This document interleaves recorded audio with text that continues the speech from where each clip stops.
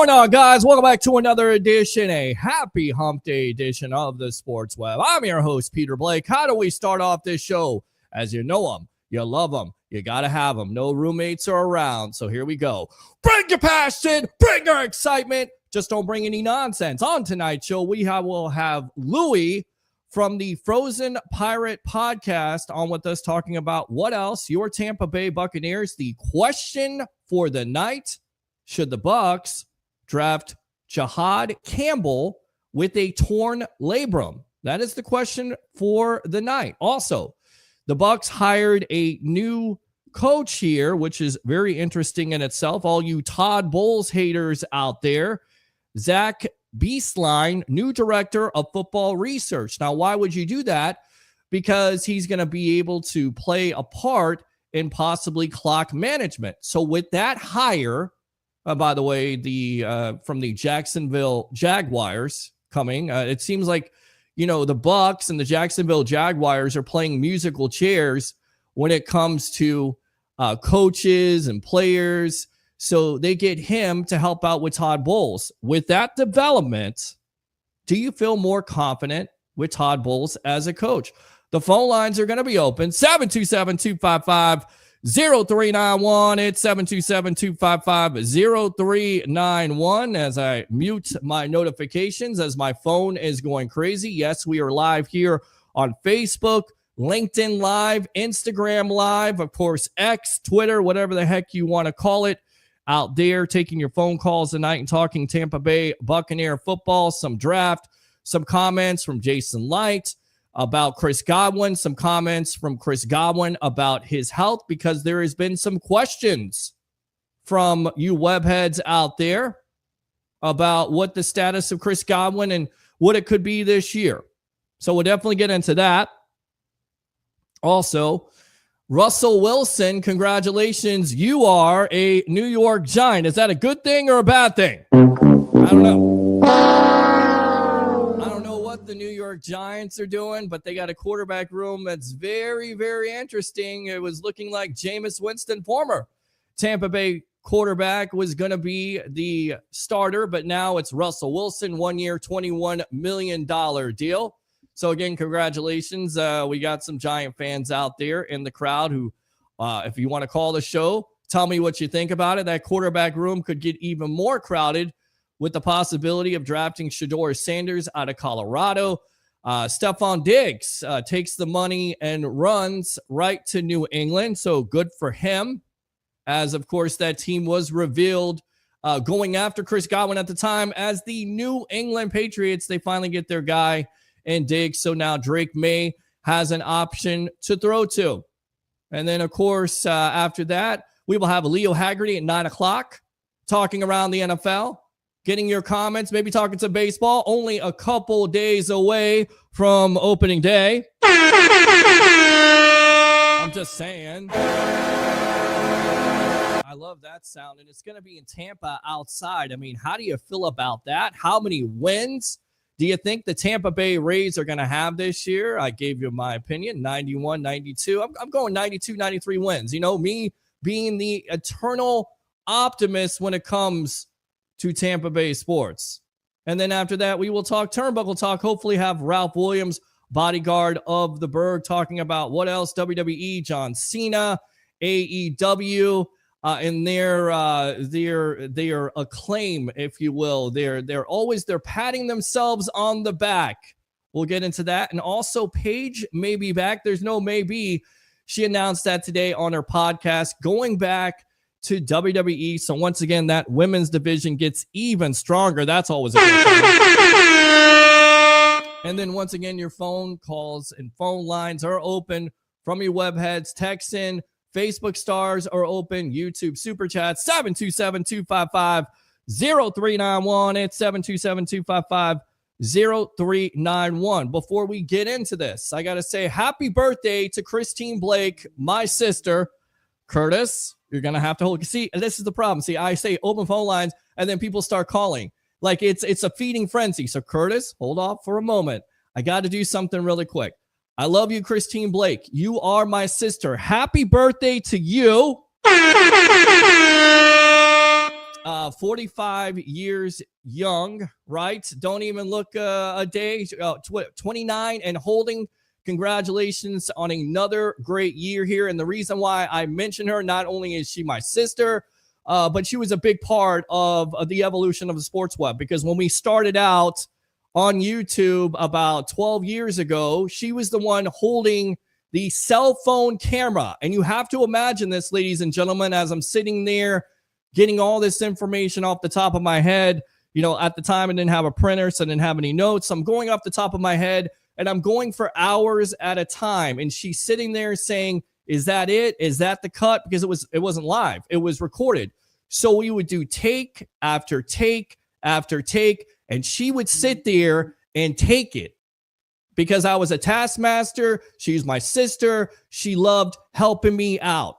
She was a huge part of what the sports web is today, as we call this the evolution of sports talk television. No more recording, Chrissy. I appreciate you. Happy birthday. I hope it was a special day. Your brother's got something for you, a gift.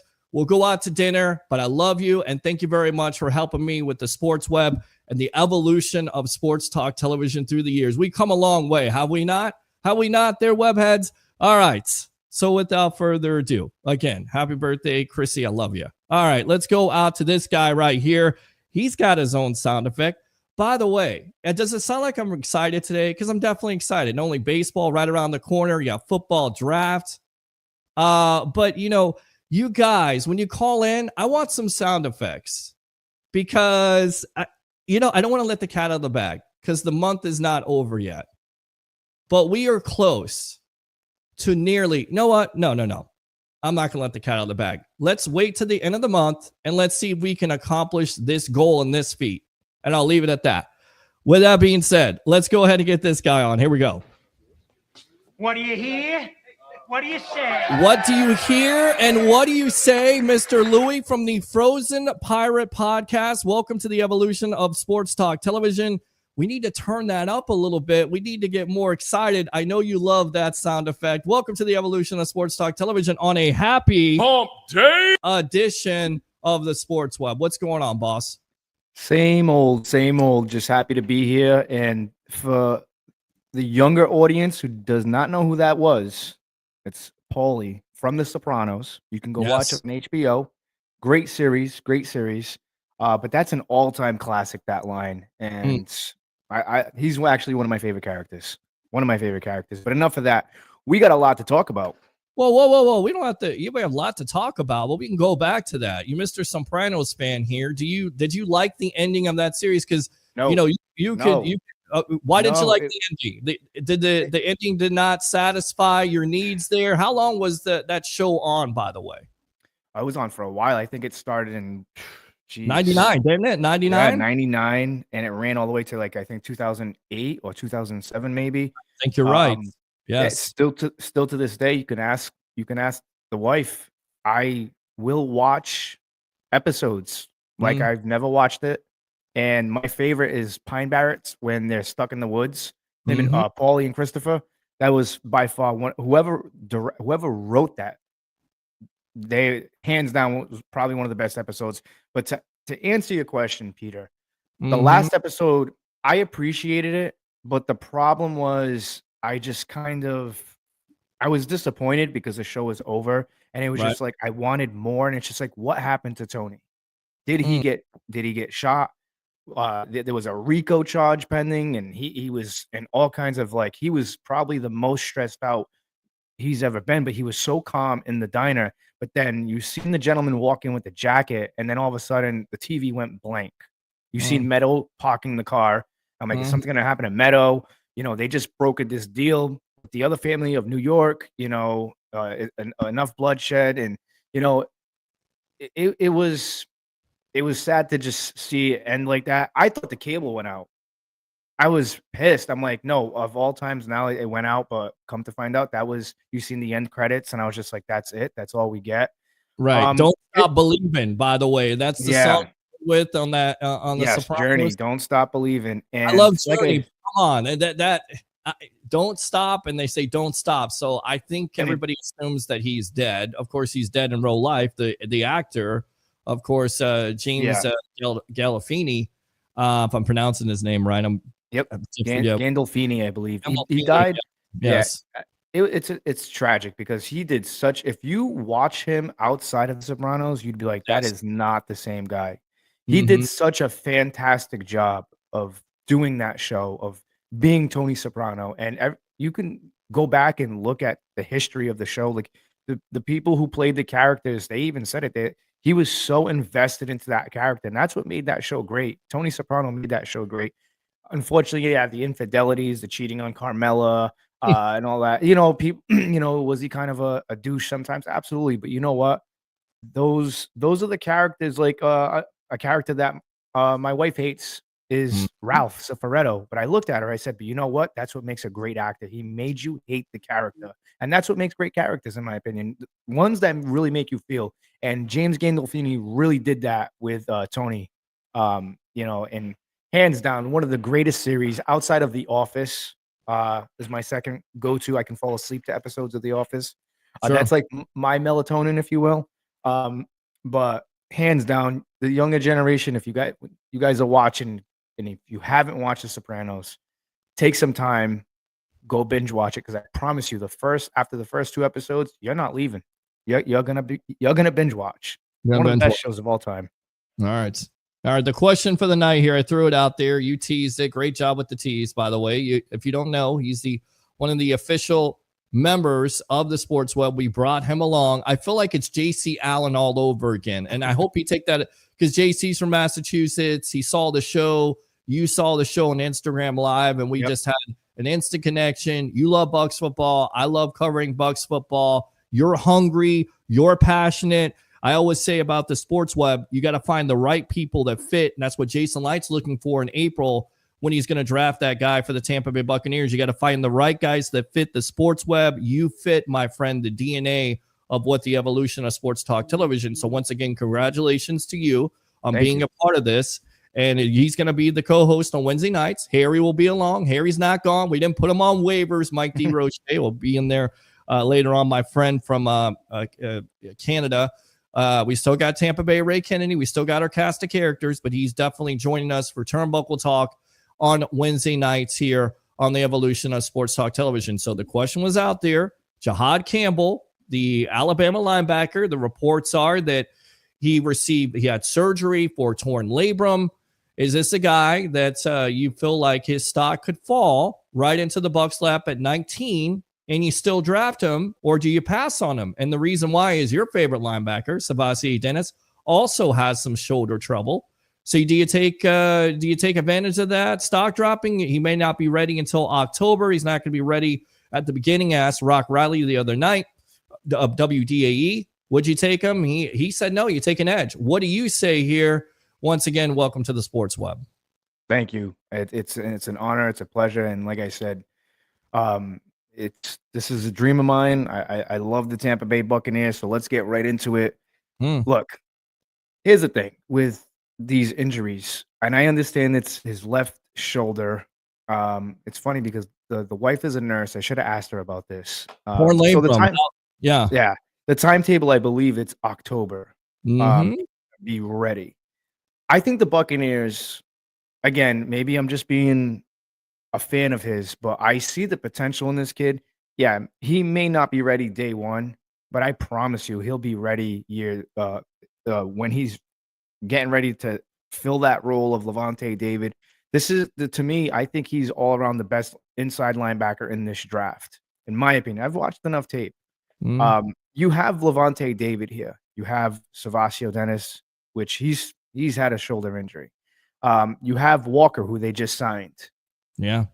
If I'm Jason Light, or if I'm just the GM, if I was in charge of making this decision, and because a lot of teams are going to be weary of that, they're going to stay away from that. Does it benefit the Bucs? I do. I think the Buccaneers, it's going to benefit the Bucs so much. See, I'm trying to speak that into existence. I'm trying to manifest that. I think the Buccaneers can afford to trade back a few slots, gain a draft pick, and I think he'd still be there, because I think teams are going to be weary. There's teams, they like the first 15, first 19, the first everybody that's picking in front of the Buccaneers needs a guy to start right now. The Buccaneers really don't need him to start right now. They have a little bit of depth at that inside linebacker position. The offense can repeat like last year. They can continue to let the offense carry them a little bit. It's going to take a little bit for the defense to get going, but I do believe this kid will be ready if the Buccaneers were to draft him. And it's good because you can rotate him in. I believe it's safe. I can get why. I understand why people are wary about that. Oh, the shoulder. Listen, today's day and age, these injuries, these guys heal so much faster. Back in the day, Peter, you can speak about this. You get a torn ACL back in the day, your career was pretty much over. Pretty much over, yeah. Guys are coming back at record pace. You had Chris Godwin come back that year and put up 1,000 yards. So when I see something like that, you think like a team like the Eagles, you think they're afraid of picking guys like that? No. And there's a reason why they won the Super Bowl. You know what I'm saying? They've had N'Kobe Dean. He was hurt. Yes, he was. Still picked him. They still picked him. Take advantage of it sometimes. So we'll definitely go out to the phone lines here. Let's go out to one of my favorite web heads leading it off here on the Evolution of Sports Talk Television on a happy hump day. Mr. Curtis from Newport Richie, welcome to the Sports Web. Listen, I totally agree with everything he was saying. We know this offense is going to carry this team. Okay. What I will say this is, I do like the Campbell pick. Okay. You like it even though with the torn labrum? Yes, because I think what's the timetable on that injury? Until October. Here's the thing. If this kid gets if he gets into we draft him, he gets his ass in there. Right. And he does his mental reps. October is perfect. October is perfect for you. October is perfect because, number one, when you have a veteran like Levante David, do you know what Levante David did for Devin White his first 2 years? Well, that's what I'm saying. I mean, yeah, you're exactly right. And I know you were hurt and burned by the fact that White is no longer with the Tampa Bay Buccaneers because there was. No, I'm not. You know why? Why? Because he didn't want it. Yes. If he wanted it, you have a excuse me, but you have a shining example in Levante David right in front of you. Right. Okay, we all know Levante David. Go ahead. I'm sorry. Louie, go ahead. No, I think what happened with Devin White, and I believe me, he was one of my favorites. Because I said this that this was like the passing of the torch. You had Derek Brooks to Levante David, now Levante David to Devin White. What happened with Devin White is he was a product of his, I don't want to say generation, but I think he was a product a little bit of that because, again, when things don't go your way, people tend to go to the Twitters, the Instagrams, they start spatting off and saying stupid things, and I believe that once he won that Super Bowl with the Buccaneers, his ego just inflated. For some reason, he learned a bunch of stuff with the Buccaneers, under Levante David, but that keeping your ego in check, just for some reason, he couldn't keep it in check. No, I definitely agree with that because he already had a massive ego at LSU. Absolutely. And not only that, not to cut you off, but not only that, I heard some stuff about, people were saying that he couldn't handle constructive criticism. That's a big problem. When you enter the NFL, and this is to all you younger kids out there that are playing a position or any sport you do, you have to be able to take constructive criticism. This is how you grow. This is how you learn. Simple as that. And unfortunately, he was one of those guys that I won a Super Bowl. I'm a captain, and I can kind of chill out a little bit. And no, that's not how that works because what's going to happen. You're going to lose your job, and somebody's going to steam right over you. And it was proven because he was missing tackles and the whole nine. And it sucks because I'm getting a little fiery about it because I really liked Devin White.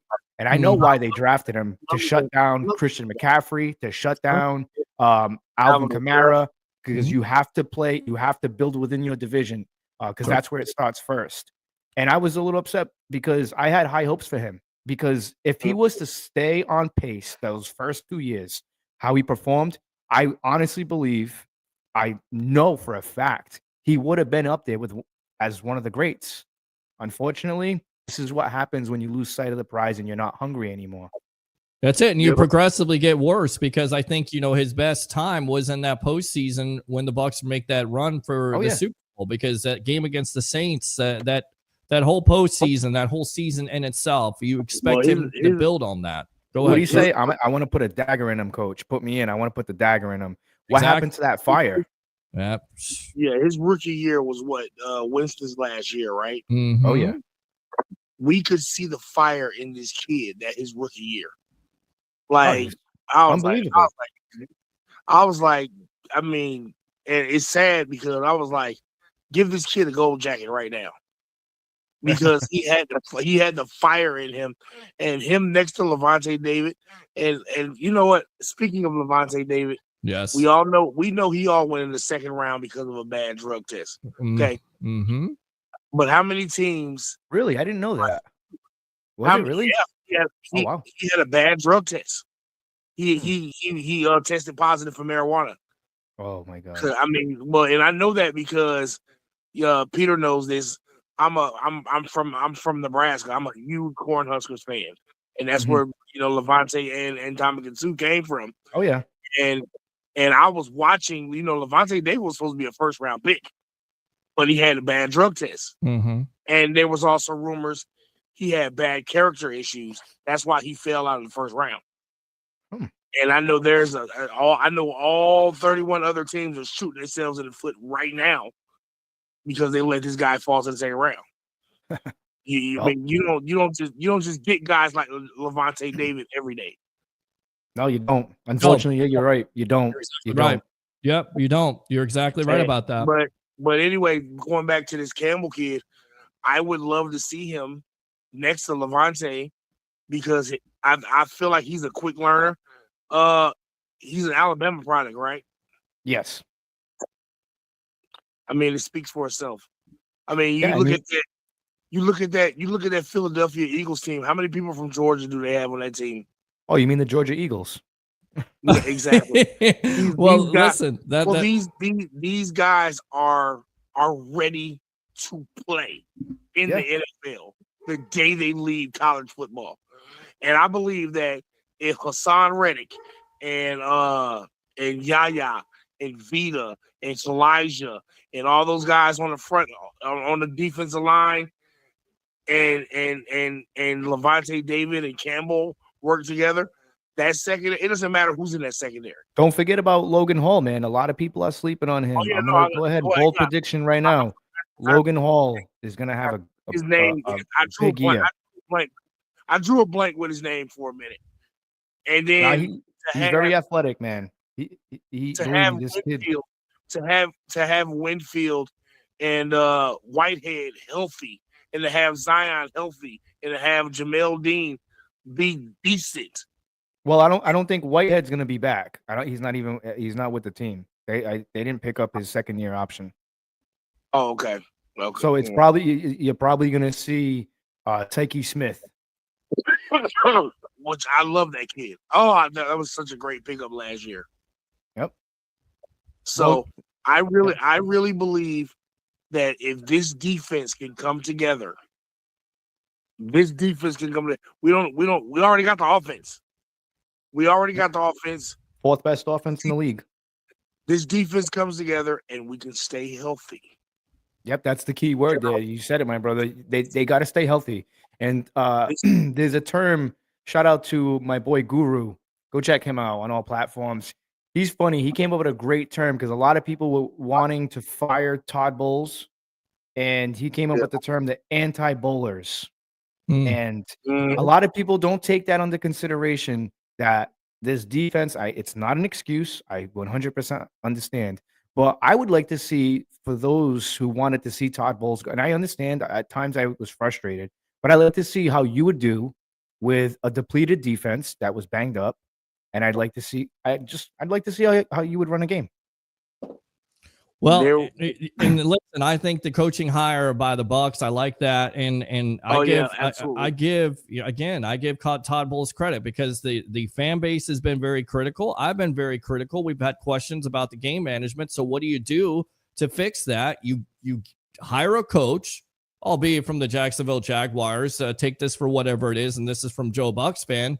a quote from Urban Meyer saying, this guy's smart. He challenged the fumble in 2021. I don't know what that means, but I think it definitely helps out the Bucs in that situation where you didn't necessarily have that. But this is Todd Bowles saying, you know what? I want to get better at this. I haven't been able to do a great job of this, so I'm going to get better at this. So what I'm asking for Bucs fans tonight, are you more confident that now hiring that coach, that of course the Bucs have improved, that this is going to help you, this is going to help this team out, it's going to help Todd Bowles out? That's my question. Do you feel more confident now that this Bucs team will have more? Why do you feel confident? Talk about it.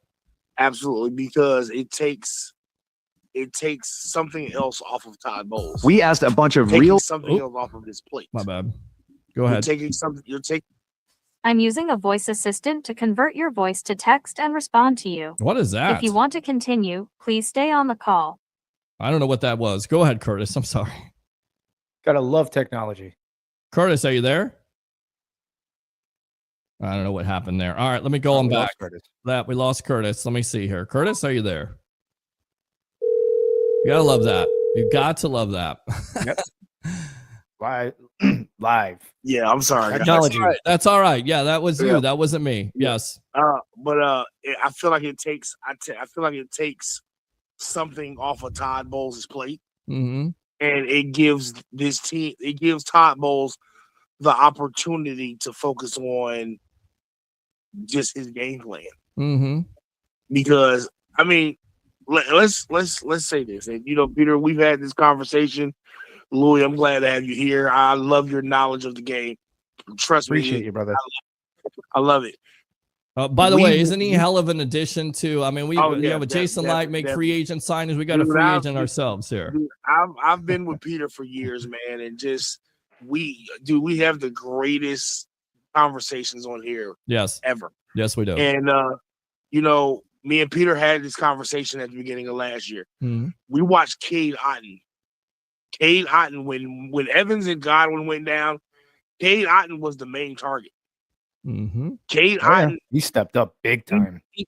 He stepped up hugely, and then with the development of him, the development of Bucky, the development of McMillan, like this offense is so scary. Top 4 offense, right? That's another thing Bowles doesn't have to worry about. Right. He just needs to focus on the small mechanics and fundamentals now. Exactly. Exactly. That is it. All right. Well, do you think with this coaching hire, I'm kind of curious. Do you think with this coaching hire that they would have gone for the 2 versus Kansas City this year in that game? Yes. Okay. I agree with you. Need to think about it, but yeah. I agree. All right, Curtis. I think so. I think the problem with Todd Bowles is he's a defensive coach. He's always going to think defense first. He's always going to want to put it on his defense first. All right. Good stuff, my friend. I appreciate you. By the way, wish my sister a happy birthday, by the way. Christine. Oh man, happy birthday, Sister Blake. Yes. 40. Hey, and listen, you never tell how old your sister is. What's wrong with you, man? Man, that's no. Well, she's 29 and holding, but we had to throw it out there because I'm 46. Everybody thinks I'm younger or older. Hey, I don't care how old she is. You never tell how old. If she chokes you out, and she has the right to choke you out for telling how old she is on national TV. What's wrong with you? She would have already did that. And the poor little thing, she's got lupus, and she's sitting there holding the camera. You got to imagine it. She's sitting there holding the camera. Curtis, thanks a lot for the call. Listen to this. She's sitting there holding the camera, and I'm going take after take after take because I'm a perfectionist when it comes to it. And I'm recording at the time on YouTube because I didn't necessarily figure out how to stream and how to go live. And the poor thing's arm is just falling off, and I'm sitting there, and I'm like, we didn't get it. And I'm thinking, we better get it. So you had to do my editing or whatever else. But again, I just appreciate it. I appreciate her being a part of this journey, this evolution, if you will. All right, let's go out to the comments here. Tim says, what's up, Peter? What's going on, boss? Oh, yeah. Let's go out to Christopher Cole. Hey, Peter Blake. Hey, buddy. How are you doing? Let me go ahead and give you the right flare right there. Woo! All right. Let's go out to Roger Shue. Acknowledge me. Tribal Troll Rays have 73 wins. He's already starting with this nonsense. 73 wins. I believe the over-under, and we got to get our handicapper extraordinaire, Mr. Harry the Greek, on this. I believe it's 81.5. You think the Rays go over or under that? Be honest. Oh, come on. I think with the way the season's going and with all the nonsense, they have to do the best to block out the noise the players can just play. I think they're going to go over. I think the Rays are going to shock a lot of people this year. Yeah. Okay. I hope so. Okay. All right. Good stuff. I think you're right too. I think again, it's for me, it's tough because you know how I feel about this. And I don't know if you see on Facebook. You gotta get you on Facebook here because we got a big announcement coming in the next couple of days because it's blowing my mind here if this works out the way I think it's gonna work out. Because if it does, we may have a little bit more sponsors. We may not necessarily we might not be commercial free, if you will, if these numbers come out the way they come out. But I can't stand this ownership group. I just can't stand the owners through Sternberg, and it's away from the glory or the joy, if you will, of opening day. And you know me, man. Look in the back there. By the way, thank you very much to Michaels there on Del Mabry for framing that, because that damn thing fell a couple of weeks ago. It was broken. It's got water damage. They framed it up. It's the old Tropicana field from 1998. They're playing in Tampa this year. I'm excited in a couple of days because they're going to be playing the Colorado Rockies. You know what the ownership does? The ownership raises the ticket prices. You wonder why. Typical. You wonder why. Yeah. So, and again, I'll just try not to go on my diatribes tonight, my long-winded, hateful, my hateful explanations for this ownership. I'll just leave it at that. We'll leave it at that. Right. I can do that for you. You can do it for me. I can do it for you. You know what else you can do for me? Seeing as you're now on the sports web, you got to do three things. You got to say it like I do it too. Bring your passion, bring your excitement. Just don't bring any nonsense. 3, 2, 1. Bring your passion, bring your intensity. There's no nonsense over here.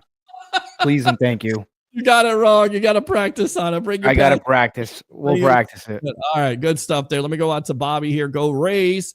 Glad you're in Tampa this season. Agree with you. Yeah. That would be the other question. Not only how many wins do you think the Rays will have this year, but are you going to Tampa? Are you watching them? I just moved to Tampa a couple months ago, maybe 6 months ago. It seems like a couple months ago. And it's right down the street. It's right down the street from Raymond James Stadium as I drive by there with the Go Bucs red Tesla and see the stadium there, Steinbrenner Field, getting all Rays decked out. Unbelievable. Happy baseball eve for some of you. Absolutely. Oh, yeah. I know Christopher Cole is a big-time Cubs fan, so they already opened it up with Major League Baseball. Who knows? Happy birthday, Christy. Thank you very much. Where is the Greek? He'll be along in a little bit. I will let the cat out of the bag. You will not let the cat out of the bag because I don't think I've told you yet, but it's pretty awesome. Happy birthday, Peter's sister. Thank you, Mr. Williams. Appreciate you as always. Oh, yeah. Let's go out to Nick Russo there live on YouTube. Louie, let's go. Let's go. Let's go. Tom Brady action right there. Pine Barrens is my favorite too. Eric says, what's up? What's up with you, Eric? Oh, yeah. Christopher Cole, I believe that it's going to be between 3 players. Donovan, I can't pronounce his last name. I'm going to get that. It's a difficult name. Campbell or Malachi Starks or trade back. If none of those a lot of players, people are high on Malachi Starks for some reason. why are they really high on like this guy? Why don't aren't know. you high on him? Why are they high on him and why aren't you higher on him? I mean, I like him. He's not bad. It's just I'm very into Jihad Campbell. I think that's the right pick. Mm-hmm. Okay. All right. Good stuff. Simple as that. Fair enough. Very succinct there. Good stuff. Christopher Cole says Devin White got lost without Caldwell as their coach. Now Caldwell is back. That's a good point. Christopher Cole, as always. Oh, yeah. Baby girl Louie. Who is that? Oh my God. So that he's a Giants fan. He's a Giants fan. He's a good friend of mine. Yeah. Okay. Well, call in and let us know what you think about what the Giants have done in that quarterback room. We can talk about that in a little. Or we can talk about it now. I mean, what did you think when you first heard this? Because it's Bucs talks around the NFL talk here. But Russell Wilson, 1 year, $21 million. Him and Sierra there in the Big Apple, and then they get Jameis Winston. A lot of people thought Winston was going to be the starting quarterback. Not so fast. It's not going to. It's going to be. It looks like it's going to be Russell Wilson that's going to win out, and they could draft Shedeur Sanders with, of course, Deion Sanders. In the Big Apple there with New York. I mean, is that the right move? That quarterback room is going to be very interesting. What did you think of Wilson? And now, of course, Wilson and Winston. Say that 3 times, and possibly Shedeur Sanders. Tell you what, we'll get back to that in a moment. Let's go out to the phone lines here. Let's go out to Eric from Tampa. Eric, welcome to the Evolution. Turn your phone down. What's going on, buddy? Man, I like them Bucs, man. I like the Alabama linebacker. I like him. Is he going to be another Mark Barron? I don't know. Yeah. Well, who? Campbell? Yep. Okay. No, I don't think so. See, the thing is with Mark Barron, it's totally different position there. That's why I'm scared about linebacker. He was a linebacker, remember? Here's the thing with Mark Barron. Mark Barron was a safety, and then they tried to transition him into an inside line. He was like, that's when that hybrid stuff first started with the line. I mean, the safety and playing linebacker. I mean, they still do it now. Mark Barron and Jihad Campbell are 2 different guys. And I say this, don't believe. No, you're good, man. I always say, don't believe anything I say. Just go research it for yourself. Like, you'll see, go watch the game tape on both of those guys, and you'll see it. They're 2 different types of players. I like Campbell. Man, I'm ready for race season, man. Well, hold on a second now. So if he's at 19 and you're Jason Line here, Eric, you're going ahead and drafting him with the torn labrum. Hell yeah. I mean, you remember what we did before? Yeah, I would do it. Okay, what did you do before? What are you talking about? Because you started off the call with Mark Barron. You hope he's not Mark Barron, which listen, they're both Alabama Crimson type players. Hold on, Eric. Let me explain this now. One's a linebacker and one's a safety. Now, to your point, as far as impact, when it comes to Barron and Campbell, hopefully he can make more of an impact than Barron, because I remember the Barron pick. I wasn't happy with it. Didn't make that much of an impact. In fact, it was first round pick. Right. First round pick. Yes, I remember. That's why I'm scared of Alabama players. Well, not all Alabama players are bad. I mean, you just have to take every case. It's like, well, you never drafted Alabama quarterback. Okay, well, Jalen Hurts called. He said he just won the Super Bowl. What are you talking about? Tua called. He had some success before he got concussions and before he decided to run for his life, because the Miami Dolphins and their offensive line is like a swinging gate there of hell for him. I have a question for you. Yes. If we get Campbell, is he the missing piece? Is he the missing piece? I'm asking you, is he the missing piece? If you draft him, is he the missing piece in your opinion? Because you're not going to have that missing piece until October. So you're going to have to run with what you have. You're going to have to run with. I don't mind. Okay. All right. You wouldn't rather have an edge rusher at that point, or maybe a corner, or maybe a safety? We can get both. We can get all 3. We can't get everybody. You can only pick one guy with that pick. One guy with that pick, unless you trade down, which is a possibility. We can get linebacker, okay, an edge, and a corner. So first round, second round, and third round. So you're taking Campbell at 19. That's it. Yeah. Okay. Yeah. Okay. Or if Carter falls to 19, I'm taking him. Yeah, Abdul Carter is not gonna. You're dreaming, my friend. You're hallucinating. No way. Unless there's a drug test or there's some rumors out there. You remember what's his name, Laramie Tunzel, on draft night when he dropped and had a bong. If there's like a video out. Oh yeah, well yeah, but there were rumors out there about Warren Sapp. That's why he dropped into the Bucs' lap, and the Bucs, of course, traded out the pick. They didn't know he was going to be there. They didn't know the Jets were going to pass on him. So Abdul Carter. The Jets was supposed to take Warren Sapp. That was like the big thing, and then they passed, and then the Bucs came in, and they were like, "We'll take him." The Minnesota Vikings passed on him. That was amazing. It was. Could you imagine if we never got them to? What would happen to the Buccaneers defense? Well, it transformed. You got 2 Hall of Famers, right? Yeah. So your draft transformed. It's tough to find those players all the time. You can't find a Hall of Fame draft. So with that being said, you're okay with taking a guy that's already damaged goods. Okay. Replacement. Okay. All right. I'm trying to. And we got Chris Boswell can take the load. Yeah, we can take the load. Okay, you got Hassan Reddick too. What do you think about Hassan Reddick? Yeah. While we're waiting for him, they can be ready to go. Well, Reddick, you're not going to wait for him. He's going to come in right away, hopefully. do we trade up in the top 10 or the top 15 to go grab a Campbell? Do we have to trade up to get him? That's a good point. I mean, listen, if he's your player, I mean, Louie, what do you think? You have to trade up. You have to trade capital. I don't know if Jason Light's going to do that. They love the draft picks. I mean, else, I could see him trading down. Yeah, I could see him trading down. Like I said at the beginning of the show, that's why you guys got to be here at 8 o'clock. 8 o'clock sharp. Don't be late. Be late. So at 19, if Campbell's there, like I said, you can. I would trade back to get some more draft capital. Couple of spots back. He did this with Tristan Wirfs. Tristan Wirfs was there. He traded back. He gained the draft pick, and he got the guy he wanted. I believe he can do this. I believe he can do the same thing with a guy like Jihad Campbell. I would not, knowing that he just got the surgery done on his labrum, would I trade up to go get him? Absolutely not. I wouldn't do that. Absolutely not. But trading back to gain some draft capital, you bet your butt I will. How about Falcons, Saints, and Panthers? Do you want one of them three teams to grab a Campbell? That's certainly a possibility, but they're not going to do it. I don't see that, but you never know. You never know. Those draft teams need a poker game. But it's a poker game. You don't know. I mean, one of those teams, it's possible. The Falcons, they're in the hunt for the division title. They're in the hunt this year. Well, the Saints got some players. Oh, they're in the hunt this year? I mean, I think they're in the hunt, but I think they've taken a step back with losing Grady Jarrett, don't you? I think a lot of fans out there are disappointed with what the Falcons have done. Didn't they lose their center also? So they lost their defensive tackle and center. Yeah. You know, losing a lot of players this year? The Bucs. They didn't lose any players really in free agency of consequence like that. We lost backups. That's all, pretty much. Right. You're okay with that. That's called depth. That's where you draft. That's where you go. All right, Eric. How many wins for the Rays this year? The Rays? Yeah.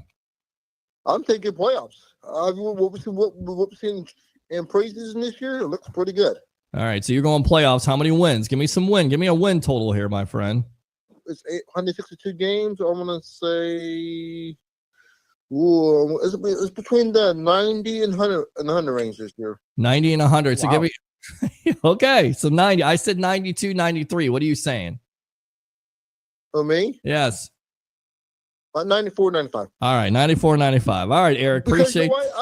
I like this race team. Are you going to the grand opening this weekend? I do. They're opening on Friday afternoon at 4:10, and I'll be at work. So don't listen. Don't text me because you like to text me and have breaking news. I'll be at work. I have to be on the phone unless I do get sent home. Which, by the way, maybe bosses are watching right now.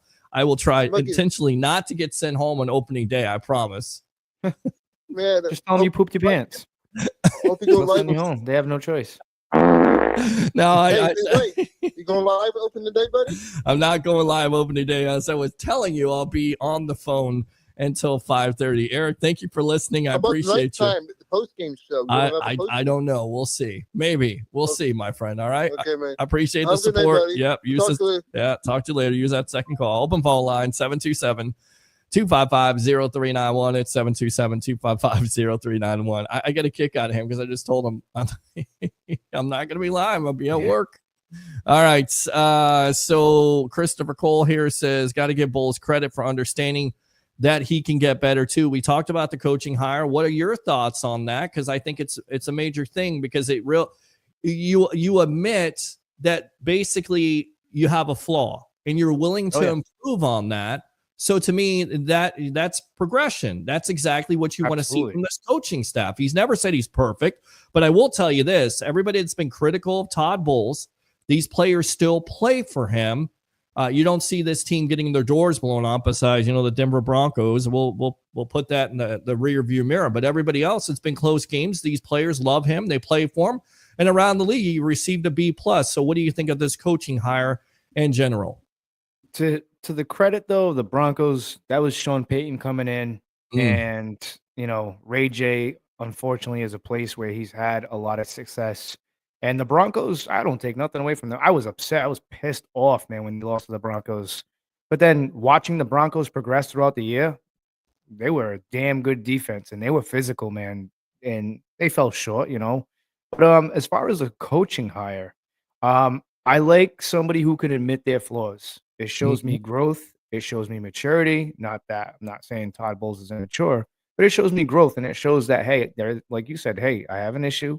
We need to fix this, and it's good to have another set of eyes out there and another voice, if you will, in the headset, if you will, because there was a couple of times, man, I was crucial with Todd Bowles. I said he needs to grow a set because somebody needs to like say something to him. Like we've seen him use his timeouts sometimes in the wrong ways, and we've seen him not use timeouts and, going for it, not going for it, so I think this was again, one of those things that will fly under the radar, but it was necessary. Well, it was definitely necessary. You go back to the decision making there. I talk about the going for 2 there against Kansas City, so you don't have to go to overtime or depend on a coin flip. And of course, you put the ball back in Patrick Mahomes' hands. Can you think of any other situations? Think of the Dallas 49ers. Yeah. Okay. Against the 49ers. Talk about that. They should have went for it against the 49ers, man. They should have put the Niners away instead of playing for overtime, and then the Niners, what happened? You got scorched on defense. And what did you do? You put your defense back out in the field against the Brock Purdy and those guys, and that it was between that one and the Cowboys. Those 2 losses really hurt bad. The Falcons too, against the Falcons, but then again, those 2 games against the Falcons, a lot of people give me crap about those 2 games. But here's the thing. Division games are the hardest games. I don't care if you're going up against the crappiest team in your division. Go look at the AFC North when they go play the Browns. What did the Browns do? They were a crap team this year. Yeah. And they put up a fight. I think they put up a loss on the Steelers. You know what I'm saying? Didn't they took one from the Ravens too? So I could be wrong, but I mean, again, these division games, at the end of the day, we've talked about this. We talk about this all the time. You have to build to beat your division, and the division games are the toughest games. They really are. And but at the end of the day, we won the NFC South, not the Falcons. That's right. Not the Falcons, not the Panthers, not the Saints. Of course, not the Saints at all. Let me go out to Jet Sky. Miss Jet Sky, it's the host. Appreciate you as always.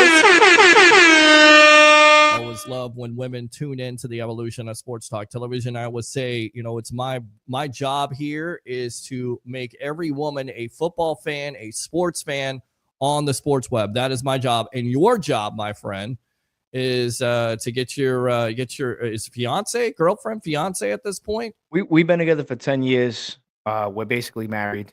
Okay, basically married. Your wife to be a Bucs. Yes, I'm trying to convert her into being a Bucs fan. I'm pretty sure she's listening too. Okay, well that's good. Yeah, so I'm trying. You ever made you sleep on the couch?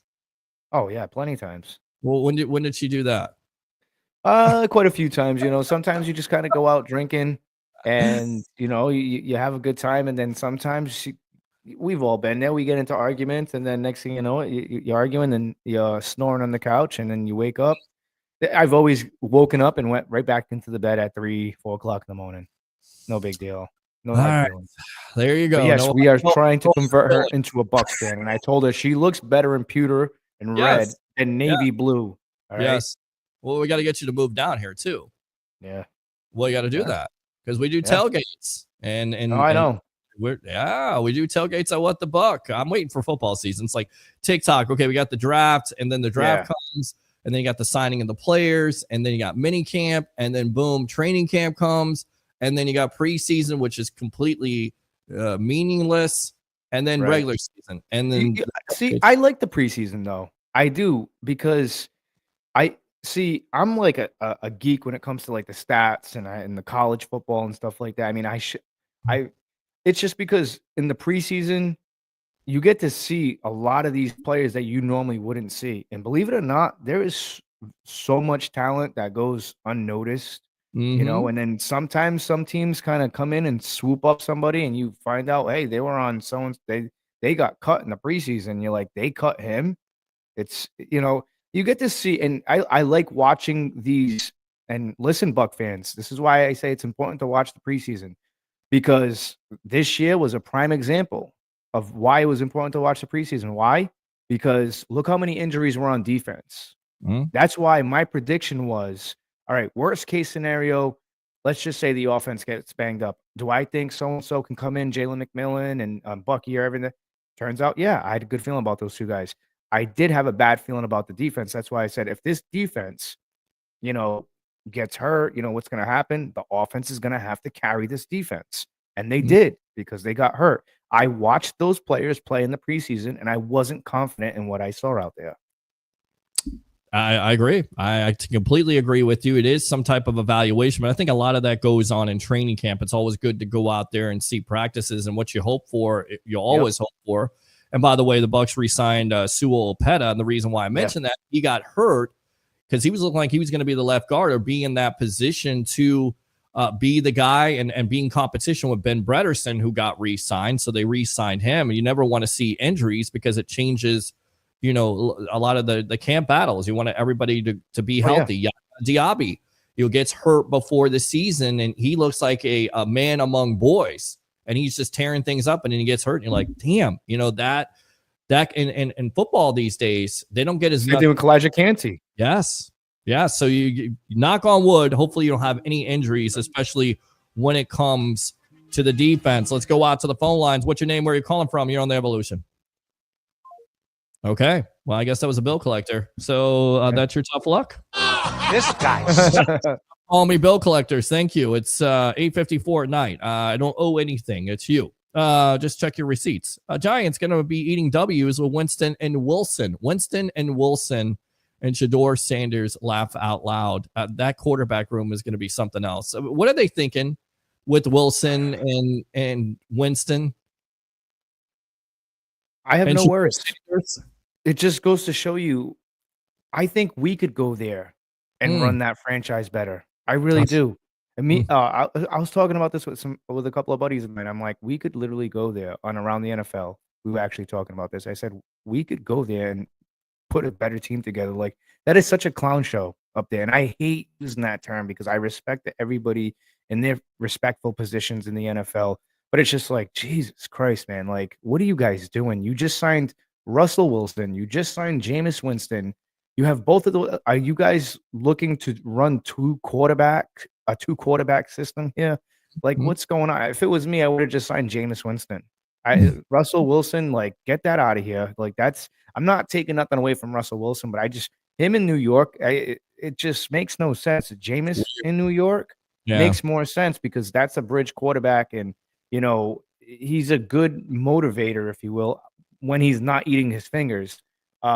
He can really rile those guys up. I mean, you look back what the Browns did when he came in there. That was amazing to watch him play in that snow game. That was awesome. I loved it. But he's not consistent enough. There you go. Unfortunately. There it is. He's the turnover situation. You make every throw, he's entertaining, but then he has a turnover situation, and the talent with the Giants, if you're having him as a bridge quarterback, and they need wins right now. Oh, they need more than wins. They need a miracle. They need a uniform change. They need something to get them inspired, man. Sorry, Chris. I know you're watching, buddy. I love you. I'm sorry. That team is terrible. And I feel bad for Neighbors. I really do, because his career's got to rot for the next 4 more years. And see, here's my thing. I think Neighbors is a close, and maybe I'm wrong about this because there's not a lot of Mike Evans out there, but I think he could be like a Mike Evans where he's able to just, get it done with no matter what quarterback.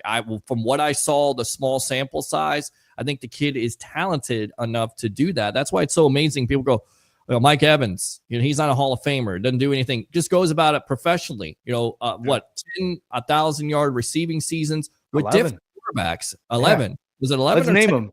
You know every quarterback he's played with? Yes. Mike Glennon. Yes. Jameis Winston. Yeah. Right? Who else? It's at the tip of my tongue. Right. Tip of my tongue. Oh, man, what's his name? Josh McCown. Okay. Was it?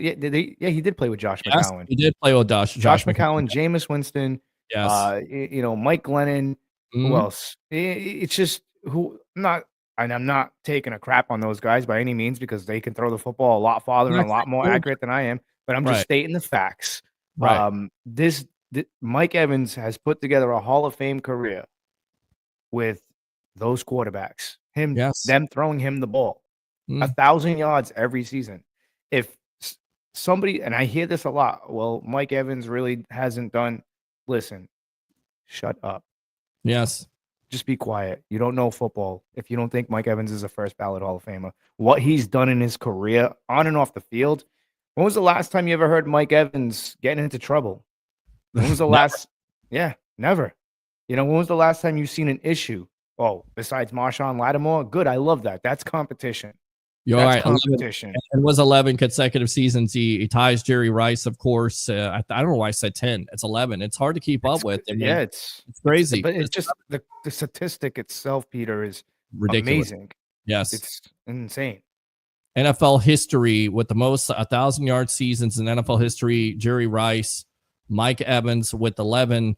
But I think there's something, too, where Mike Evans started his career with 11 consecutive. And I think Rice was injured one of those years, I believe. All right. Let's and go doing it with one team. Yes. One team. Amazing in itself, the way free agency is. Open phone line, 727-255-0391. It's 727-255-0391. Carter isn't getting out of the top 5.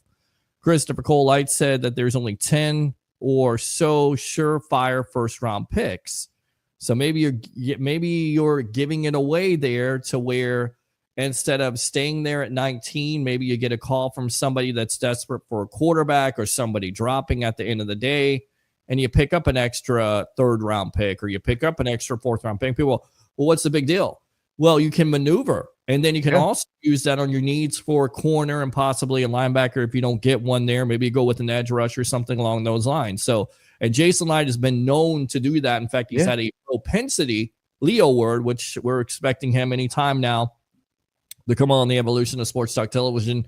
The legend of Mr. Leo Haggerty, former coach scout and now media member of Night Sports Productions and Amped Up Sports. He's had the propensity to trade down to pick up those picks when you have those needs, and they've worked out. Jalen McMillan, Tyke Smith.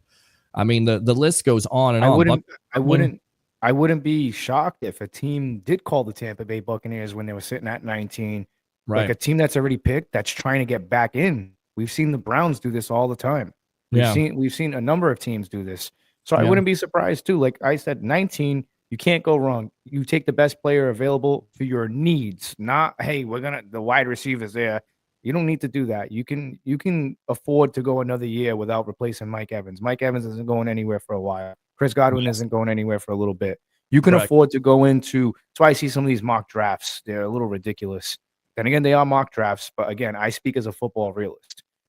The Buccaneers are not taking a wide. I'd be shocked if they took a wide receiver with the 19th overall pick, but they're not going to. You can get those guys in the 2nd and 3rd round. You don't even necessarily need to draft a wide receiver this year. Maybe on the back end, the 6th or 7th round, because you've got Sterling Shepard, you have Jalen McMillan. This draft should be dedicated to defense, because that's what this team needs. They need to load up on defense. They need guys to come in and fill depth positions. They need guys. If somebody goes down, we have real depth there. And like I said, you take the best player available on defense, and if you can afford to trade back, I would trade back a little bit further back in the draft, accumulate a couple of more draft picks. It's not going to hurt to pick up another guy or two. And if Jahad Campbell's there, hell, I'm going to go ahead and make a bold statement. May I? Go for it. That's what you do here. Jahad Campbell with the injury, I wouldn't be surprised if he fell even further into the 2nd round. Wow. How about that? I wouldn't be surprised. I would not be surprised. I mean, I don't think he gets past the top 10 in the 2nd round, but I wouldn't be surprised. Remember, it's draft. The NFL draft is insane. Things that we think that are going to happen never happen outside of the Browns always screwing up. But that's a guarantee. But, I mean, like I said, I wouldn't be surprised because there are teams that are afraid. I mean, the Eagles are a team that could pull the trigger on a Jahad Campbell because they're not afraid. They're not afraid. They did it with Nakobe Dean. So I don't think they need an inside guy. But, I mean, you never know. You never know what can happen. You never know. It's a good point, and that's why you watch draft night, and it'll be a Thursday night, and we'll see where we're at, if we're out somewhere, or if we're here in the Tampa Bay studios on the evolution of Sports Talk Television. We got you covered. We also love the fan mock draft out there where we get fans to be the favorite general manager of their team. Hopefully we have more participants in that situation. Like I said, you got to get on Facebook. Get on Facebook there, Mr. Louie, from the Frozen Pirate podcast. So again, let's see here. Eric says, should beat the Falcons, Miss Jet Sky. Peter Blake, the best broadcaster in the Bay. Love that. Miss Jet Sky again with that beard. It's hard not to. Well, thank you very much. There are some people out there who think I look a little bit too old with the beard. I'm going to rock the beard. As always, appreciate you, Miss Jet the gray. Sky. I Yes. got a couple of grays coming in. Okay. And I was a little upset about it at first.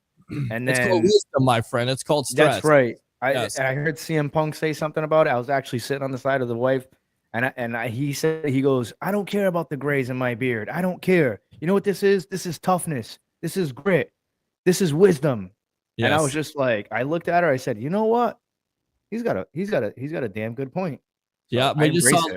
it. That's it. You got to embrace it. Embrace the gray, if you will. And we just saw Leo in there, and he just got out. So let me see where he's at. In here, there he is, right there. We'll read the rest of these comments. J.R. Lawson, big time Gamecocks fan there. How about the big safety, Emanari? Yeah, Emanari. Emanari. Yes, They're tough, man. Like I said, I keep saying this. These names are getting crazier. I'm failing my broadcasting degree there from the Connecticut School of Broadcasting. 4.2 with size, absolutely. Is that a safety for you? Because Tyke Smith, it looks like they're moving on from Whitehead. They're going with Tyke Smith. That's what Todd Bowles has said. He wants to play more than he played. Is that a certainty that you're going to keep him at safety, or do you draft a safety if somebody like that is on the board, in your opinion, Louie? And then we'll get out to Leo here. Again, the best player available on defense. So, if Todd Bowles and Jason Light feel like he's better than what I'm saying, look at me, like I work in the draft room. Yeah, I don't see why not. I mean, I rather, like I said, I don't know. I just feel like safety. I mean, they got lucky with Antoine Winfield Jr. I mean, but outside of that, imagine both of those players in the same backfield, and you got Tyke Smith in the slot there. I like it. I mean, I'm not opposed to it. Right. I got to see some more tape on this kid because a couple of people have said that. I gotta look into him a little bit more. All right, read the rest of these comments from the webpads once again. Facebook stars are open. YouTube super chats. If you love the content, like and subscribe. The Falcons always screwing up. That's what they do there. Hey Peter. Hey Louie. Hey Mr. Mike D. Roche from Canada. I got to give this a shot. Oh, Canada. That's what we got to do that intro for you when you call back in. Graybearders assign a character. Appreciate you. Carl Hardy says, what's up? Go Bucs. Let's go! Go Bucs. How about them Bucks, baby? Go Bucs. All right, let's go out to this guy right here. Book him, Dano. The legend himself, Mr. Leo Haggerty, former Coach Scout and now media member of Night Sports Productions. And we got to get you that head. Do we got your headset there, Mr. Leo Haggerty? No, I'm trying to. I tried to go on the computer, but it was breaking up, so I'm back on my phone. All right. Well, it looks Oh, fine. by the way, yes. if you're going to represent Canada, you got to do it right. Oh, Canada. Okay, we're ready. Keep on singing it. Keep on singing. Go ahead, man. Because you tried to do that in the press box, and our good friend there, Mr. Jay Retcher, was looking at us like, somebody killed his dog because the singing, we were doing the singing of "Oh Canada" during the USF game. Why were we doing that? I have no idea why we were doing that, but that's what we do here with Leo Haggerty. So the question of the night, my friend, and of course Louie on here from the Frozen Pirate Podcast. Hey, Louie, how you doing?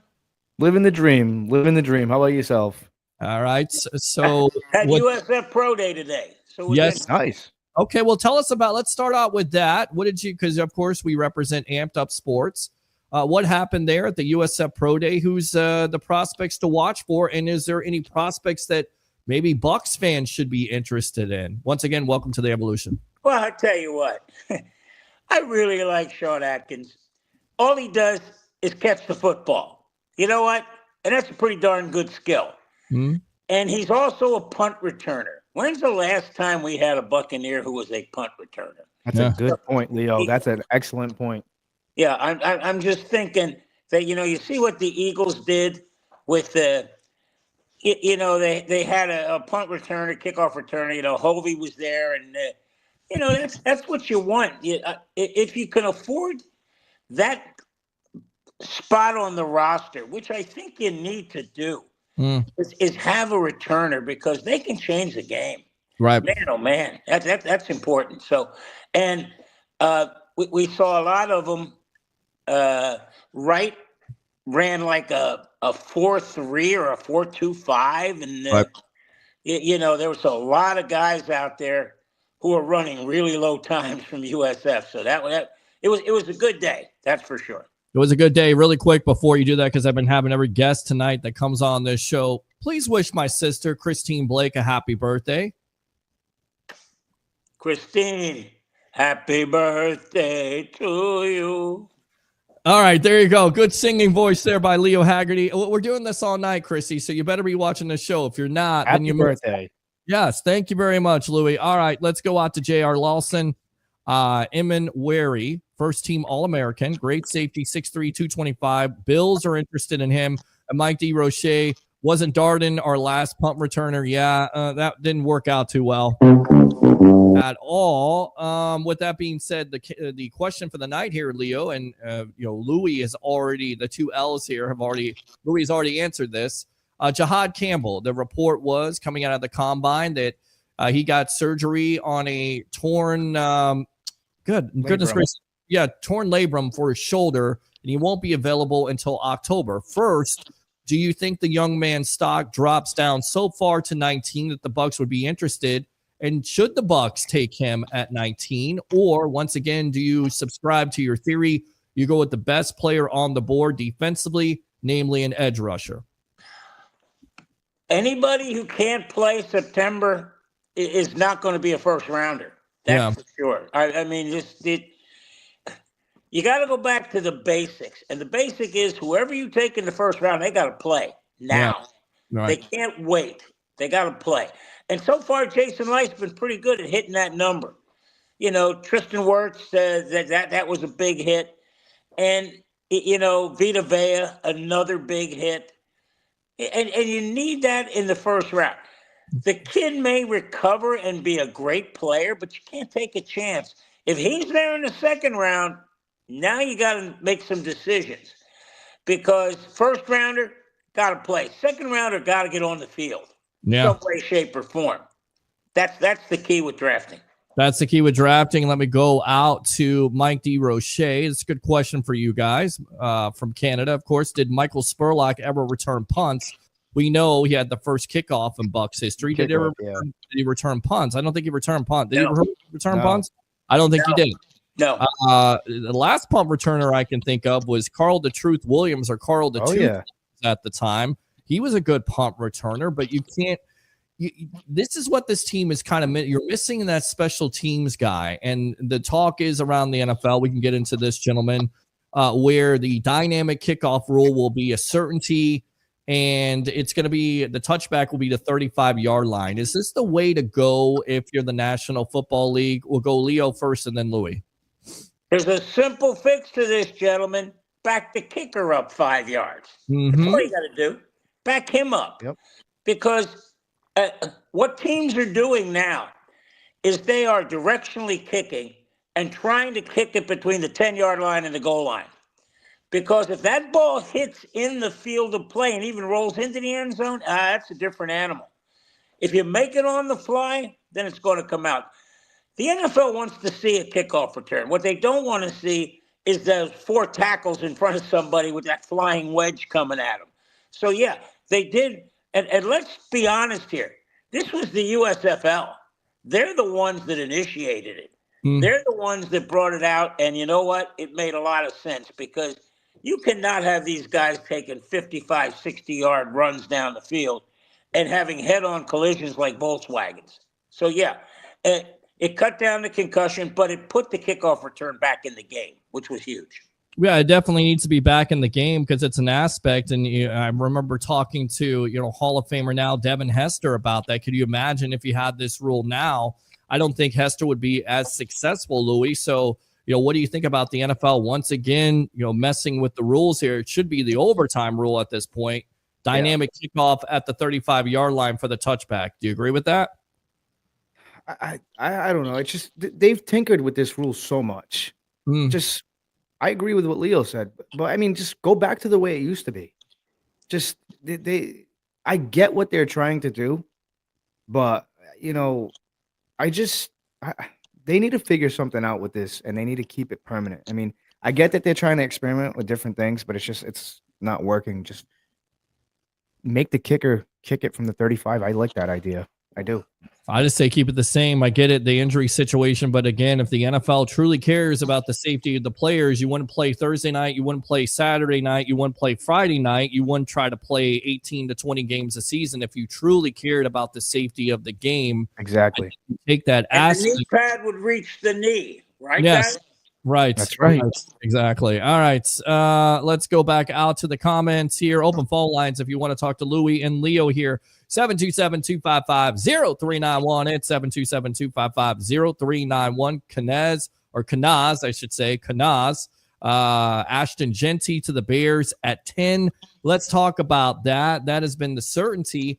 Somebody threw this out there. How about the Carolina Panthers at number 8? Is that too high to draft a running back if you're the Panthers and if you're the Bears? And if he does get past the Panthers and out of that top 5 and gets to 10, do you think the Bears, is that the logical selection for the Chicago Bears to get Genty out of Boise State? Leo. Nothing is ever obvious with the Chicago Bears. Remember, this is the team that drafted Mitch Trubisky over Patrick Mahomes and Deshaun Watson. Okay, yes. They're the ones that drafted Caleb Williams over Jaden Daniels. Two massive mistakes. If you got a running back that you think is Saquon Barkley, it's never too high to draft him. Yeah, but again, you're only going to get probably 6-7 years out of them if they stay healthy, because once they hit 30, I mean, Mother Nature and Father Time start to take over. And that's why you don't see a lot of running backs past 31, 32. For some reason, that piece of leather that they're carrying draws a crowd, and people arrive in ill humor. Let me go out to you, Louie. What do you think? I don't even think he makes it to 10. I don't think he makes it to the Bears. What do you think it makes it? Where do you think he goes? Does he go to the Panthers? I don't even think he makes it to the Panthers. I think there's a good chance that you're going to see the Jacksonville Jaguars take him. Liam Cohen, look what he did with Bucky Irvin. Wow. That's a good point. I mean, there are some things there with Jacksonville. I mean, is that a move? Do you draft a running back that high? Because it's always been talked about. You don't draft a running back high, and now you start to see some running backs. I mean, let me go out to you, Leo, and I'll come back to you, Louie, in just a moment there. But what do you see with him on tape with Genty from Boise State? I see a lot of a guy from San Diego, guy that played at TCU, who made it to the Hall of Fame. Massive lower body, huge legs. That's what I'm seeing. I'm seeing a guy, and again, what NFL teams are worried about is how much tread's left on that tire, because he carried the mail a whole lot out of Boise State. But, you know, the Danian Tomlinson, he carried the mail a lot at TCU and out of San Diego. And I'll tell you what, I stand next to LaDainian. I'm about a half-inch taller, so he's 5'8", maybe 5'8 and a quarter. But 2 of my legs are one of his, the most massive thighs I've ever seen. So you know what? When you try to tackle him below the waist, you better get down really low or tackle him really high, because if you're going to hit him between the belly button and knees, you're going to bounce off. So that's what I see with Genty. Yeah. So Louie, you think he goes higher? Jacksonville Raiders possibly at 7, but they're looking for a quarterback. They're looking for a quarterback. You're not going to build your franchise off a running back unless you're Saquon Barkley. And speaking of Saquon, you know, a team like the Jaguars, what Liam Cohen did with Bucky in that running game, probably one of the best running years the Buccaneers have had in a long time. I think he's going to want to replicate that a lot, because, I mean, their receivers are not, you know, I don't see anybody that's like I mean, they have a decent wide receiver room, but Mm. running the football takes so much pressure off a quarterback, and it makes those third downs a lot easier and those second downs a lot easier. And if you don't believe me that a running back of his caliber can't change the game, look what Bucky Irvin did for us under Liam Cohen, and look what Saquon Barkley did for the Eagles. He basically won the Eagles a Super Bowl this time last year. So very true. Good point. All right, let me go out to the Marine himself, Mr. Ron Bucs, Fantastic McCleary. Hi, Pete, Leo, and Louie from Qatar. By the way, at Tampa, Florida. Happy birthday to Christy Blake as well. There you go. That's what I'm talking about. And by the way, Peter, Yes. so you know, and we don't offend our military people, it's not Qatar, it's Qatar. Is it Cutter? I swear to God, it's Qatar. Hey, Okay. yeah, let's get that guy back on and tell me if I'm wrong. All right, Marine, if you can call in, we appreciate your service as always. The Marine, we just call him that here.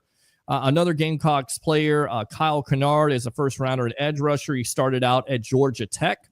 Mike DeRoche, Jaquez Green. Wow, there's a name right there from the Florida Gators. Corey Fleming. Bucs address every position of free agency except safety. My money is on Malachi Starks at 19. Again, goes back to the safety position. You said it. Maybe Starks is that guy at this point. Maybe he's the guy. J.R. Lawson says 6'5", 255 edge. Let's get him. Christopher Cole, exactly my thoughts. Leo, Mike DeRoche. In Canada, you have to give the returner 5 yards buffer before you can hit him. Let's see. Yes, JR, I like the Arizona running back to add depth.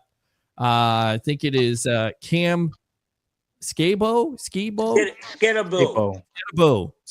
Yes, and that would be Sun Devil Dave, because we got Dave right there. He's a big Arizona fan. He talked about him. I think they're set at that position because you keep Rashad White. He's under contract. You have Bucky Irving. You also have some in that organization with Sean Tucker being excited about him. So I'm not sure if you go unless you're trading a running back. I don't think you trade White. That's been the most likely guy. Do you see, Leo, the Bucs trading Rashad White?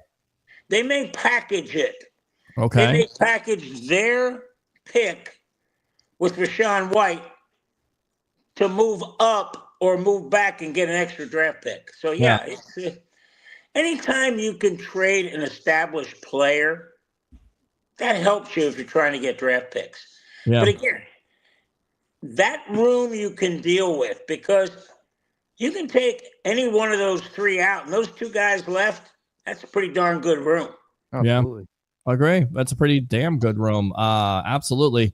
Let's see here. Mint Scattaboo. Okay. Dave, Sun Devil Dave right there. SI article has the Bucs trading from 19 pick to the Bears for the second and the third round. Could you see, Jake? Because again, we talked about it. I used your word propensity here. Jason Light has a propensity, Leo, to move down. And Louie has already mentioned that, or somebody in the comment section has already mentioned there's only 10 surefire picks. So if the talent is the same, why not move out, especially if the Bears are trying to move up? Does that make sense?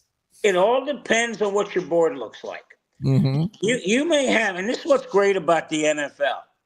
You may have somebody as a high first rounder, and somebody may have them as a mid-second rounder. Oh, yeah. That's the way it works.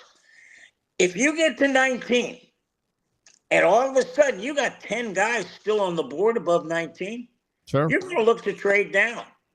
Because you're going to get one of the guys that you're rating better than 19. You can move down as low as 27 then and still get a – and don't be surprised if the Bucs make two moves. Mm-hmm. They move down once and then move down again when they take another look at their draft board. Again, there's not a player at 19 that is an impact player to a team like the Buccaneers. Right.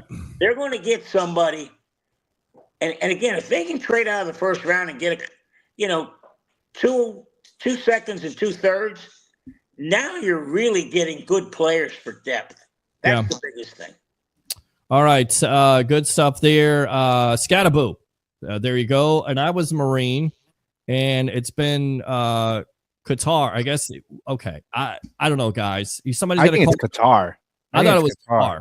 I didn't think it was Qatar. All I know is when they had the daggone soccer thing there, they were calling it Qatar. Right. Somebody's got it wrong. Yeah. Somebody's got it wrong. We'll figure it out. Sympathidalis or man, that's a Marine thing. I know that. Simplify right there. We're in Qatar. Were you? I'm not in the Corps now. I'm a contractor, old Army base where I'm at now, but you're still doing service there. So we appreciate it. Thank you. Yes, absolutely. Thank you for your service, because your service is giving us the opportunity to do shows like this, and we don't take that for granted. No, and nobody should take it for granted, because it is service. It's a big time job. I miss old school football. Kick returns were awesome, but I understand trying not to get these guys hurt. But we need to find a way to make kick returns part of the game again. 19 pick for the Bears, second and third, yes, and then 41, Mike D. Roche. Louie, I noticed you have the captain patch on your jersey. Can you help me find a Mike Evans captain patch from my Bucs creamsicle?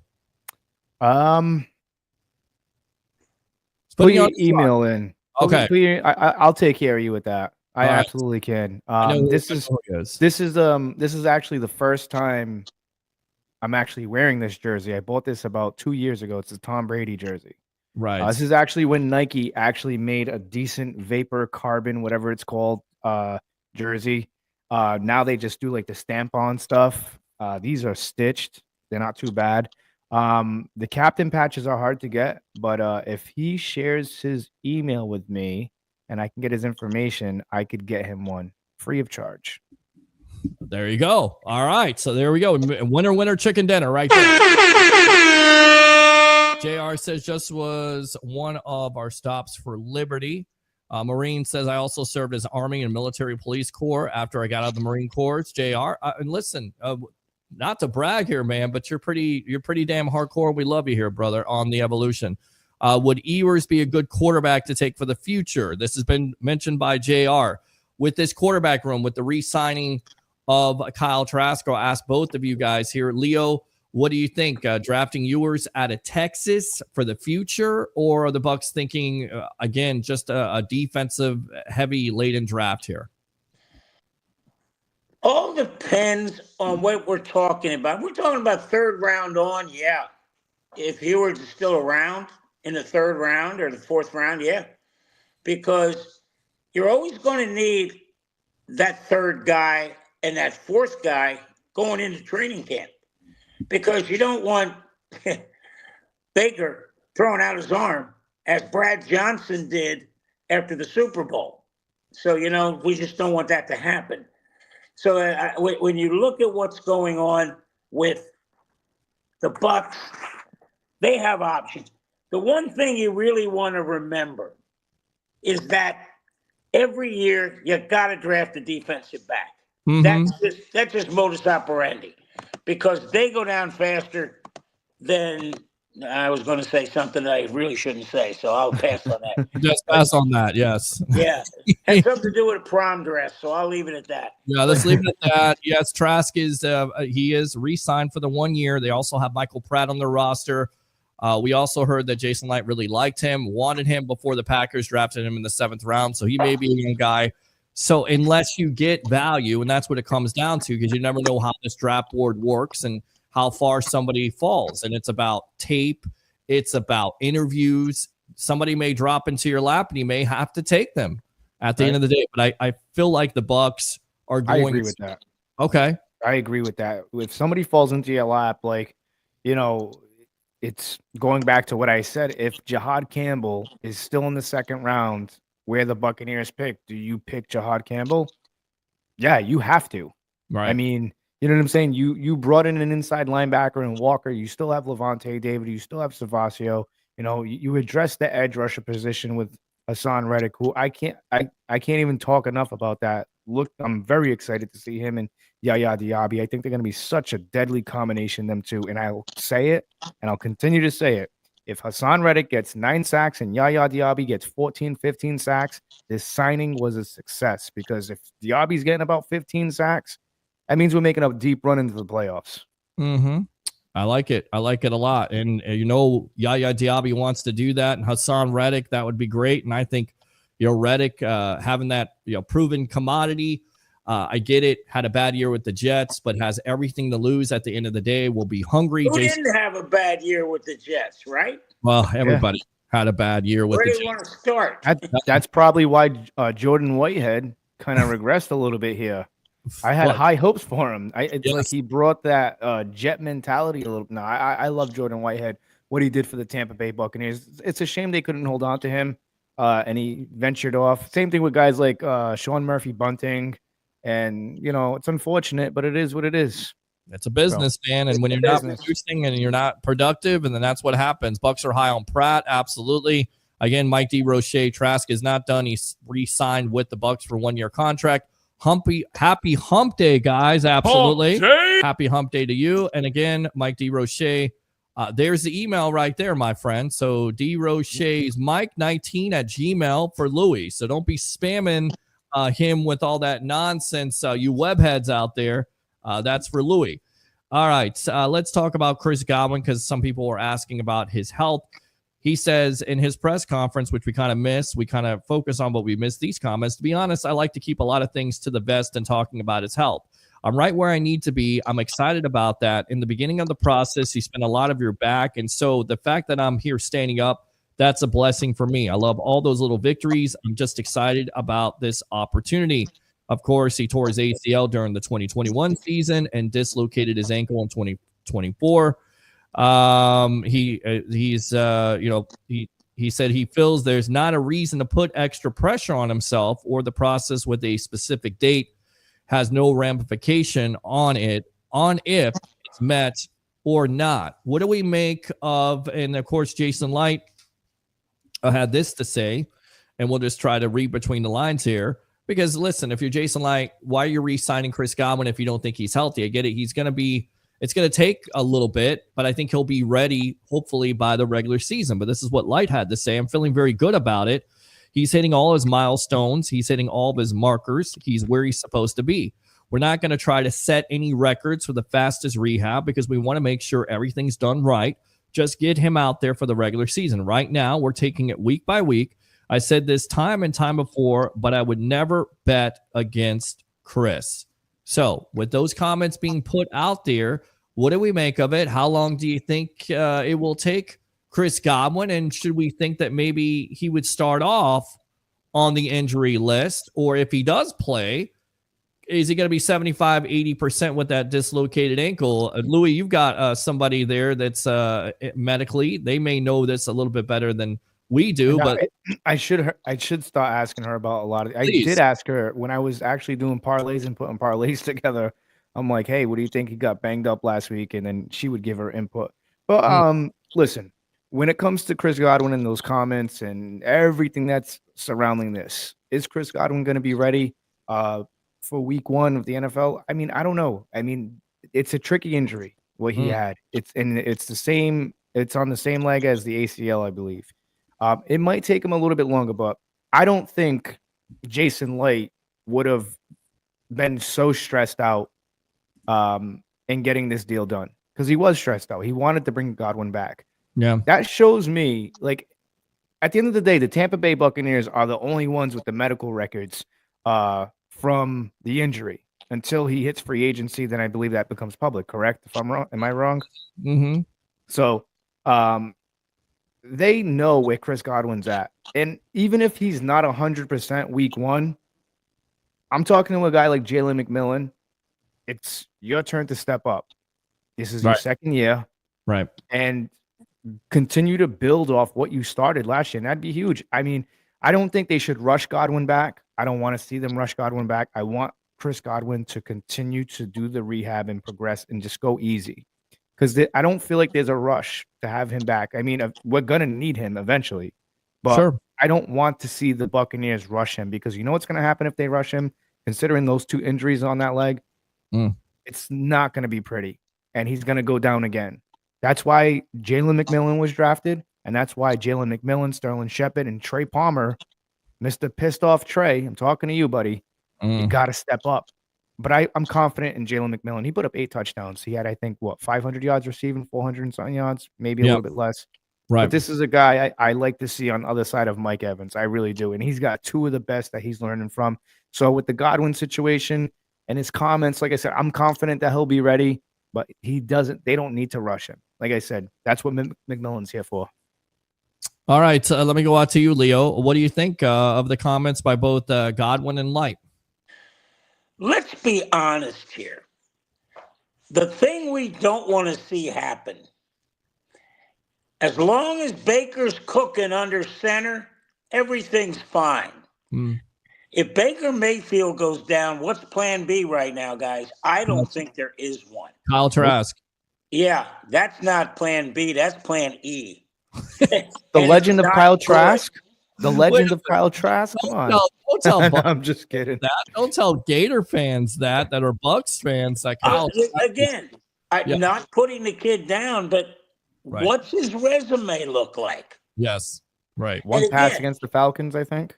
It really upset me when Brady was at the twilight of his Bucs time that Trask didn't get some play time. Because we're still going into what now? Year 4? And not knowing what this kid's got? That's got to scare you if you're the Bucs. Because if Baker Mayfield goes down, Trask inherits the job. That's not a huge question mark. That's an enormous question mark. That's an enormous. You're absolutely correct about that. And again, a lot of Bucs fans will say Trask has never gotten a chance and he'll be fine. But again, you don't know because he's had how many snaps under center. I mean, it's not even a quarter. The bullets flying for real? Yeah. Not many. No, not many. All right. Let's see.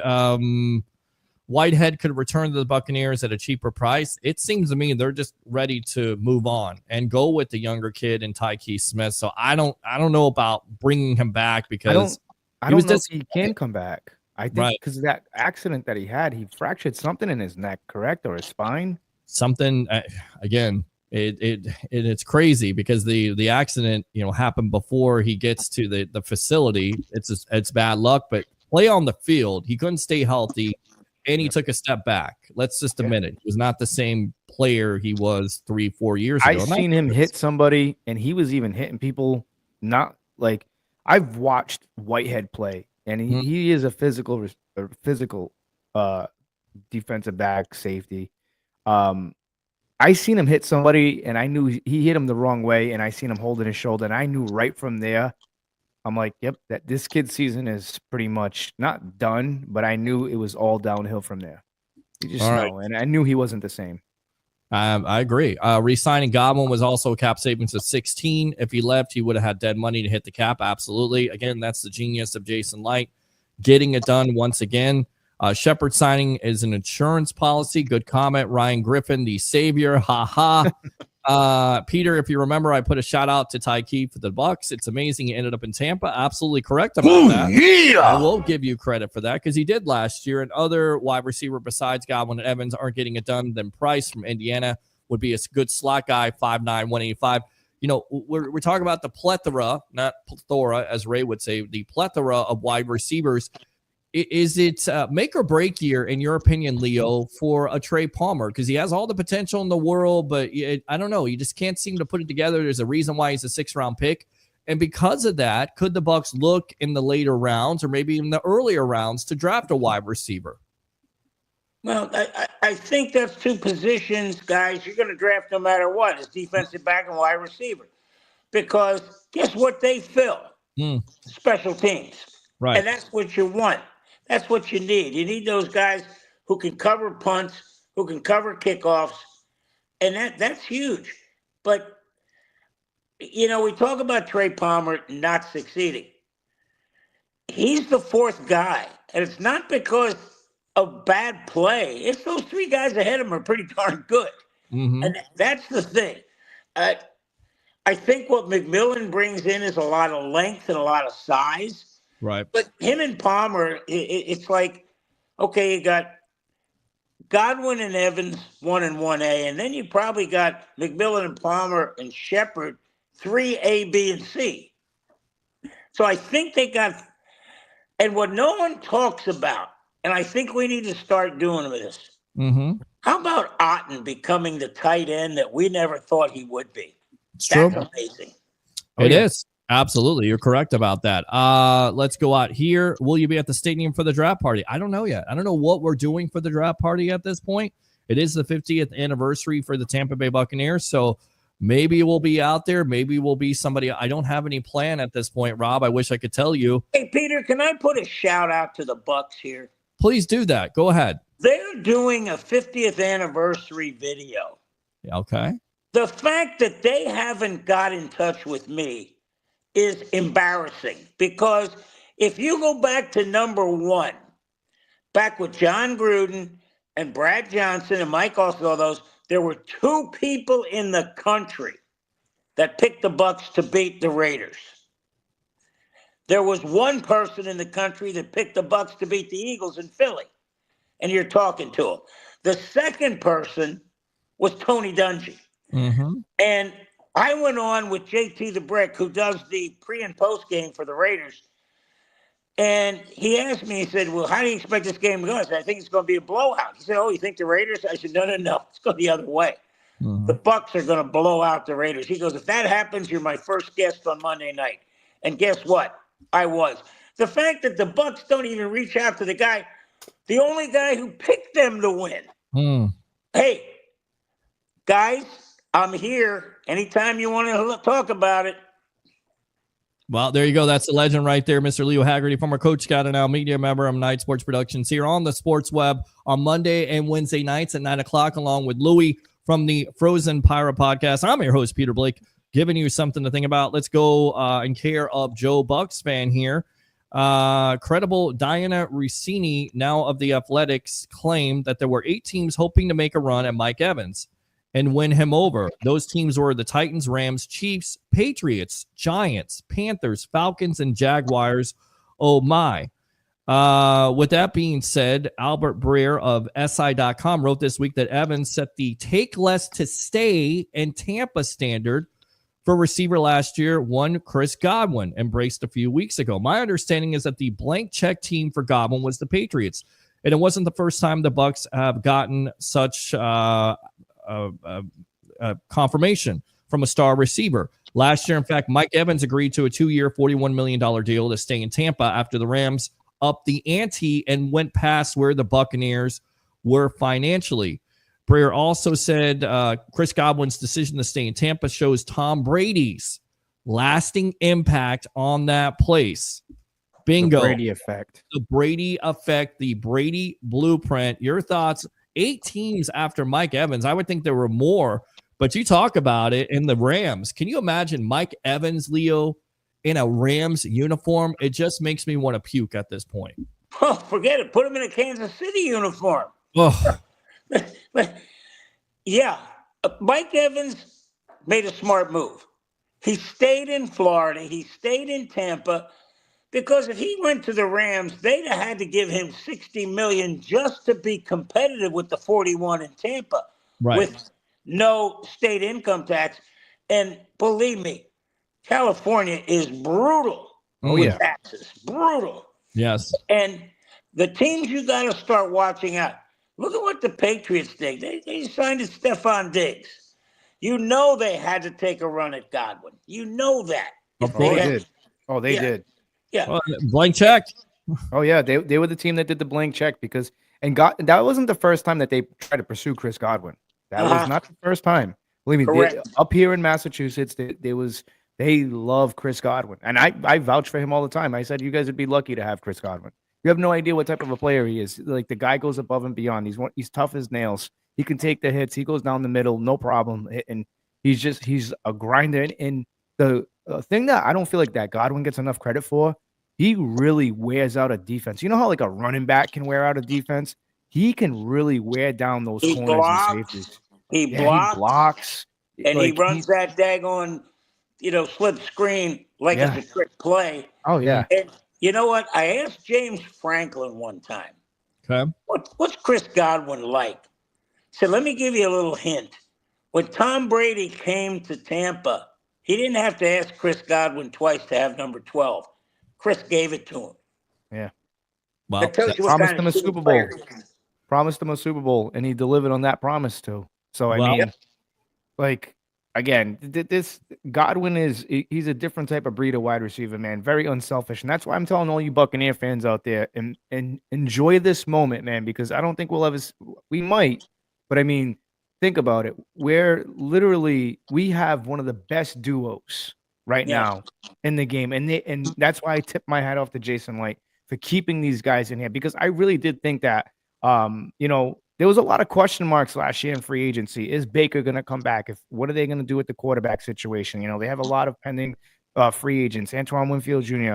And I actually predicted, I said, if Baker doesn't come back, I can't see Mike coming back. I think Mike wants to get one more title. I said the only places I could see him going for sure a title would be Kansas City, which I did not want to see that, or him going back home and playing for the Texans maybe.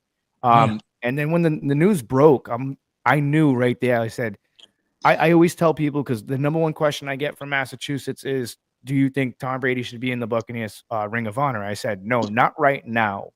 Let's wait until guys like Godwin and Evans and all them guys are gone, and then put him in, because you're going to see the effect that Tom Brady had. You see a guy like Godwin turning down blank checks. How many of us sitting here right now talking would turn down blank checks? You know what I'm saying? He turned down generational wealth. Yeah. Versus where Liam Cohen went to go get generational wealth. And I'm not knocking the guy. Hey, that's a guaranteed contract for the next whatever years. But this just you know what? You know what, guys? The fact that when Godwin got hurt, and you can remember, they never showed the injury again on TV. That's how gruesome it was. Oh, yeah. Yeah. Yeah. So we're talking about something.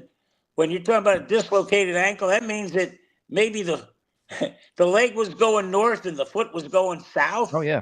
It was ugly. And the fact that New England was willing to say, carte blanche, come here. We don't care what the price is. That had to tell you that, Chris Godwin was going to come back. The guy's a fighter. Oh, yes. The guy, he's your typical Jersey, Delaware, Pennsylvania guy. James Franklin said, Chris Godwin married his high school sweetheart. I mean, think about this now. You see all these guys going up, they don't marry the girl from high school. No. He is very dedicated. He's a family man. And you know what? He puts the capital L in loyalty. He does. Absolutely. Absolutely. And the Bucs were loyal to him, so he's going to be loyal back. And again, it's the Tom Brady effect working. Go ahead, Louie. I'm sorry. He as you seen him getting carted off the field, I was like, oh man, this is really bad, and you read his lips, mind you, your ankle is hanging the wrong way, maybe, and you went through, like you're effed there. And the words that came out of his mouth was, it's time to go back to work.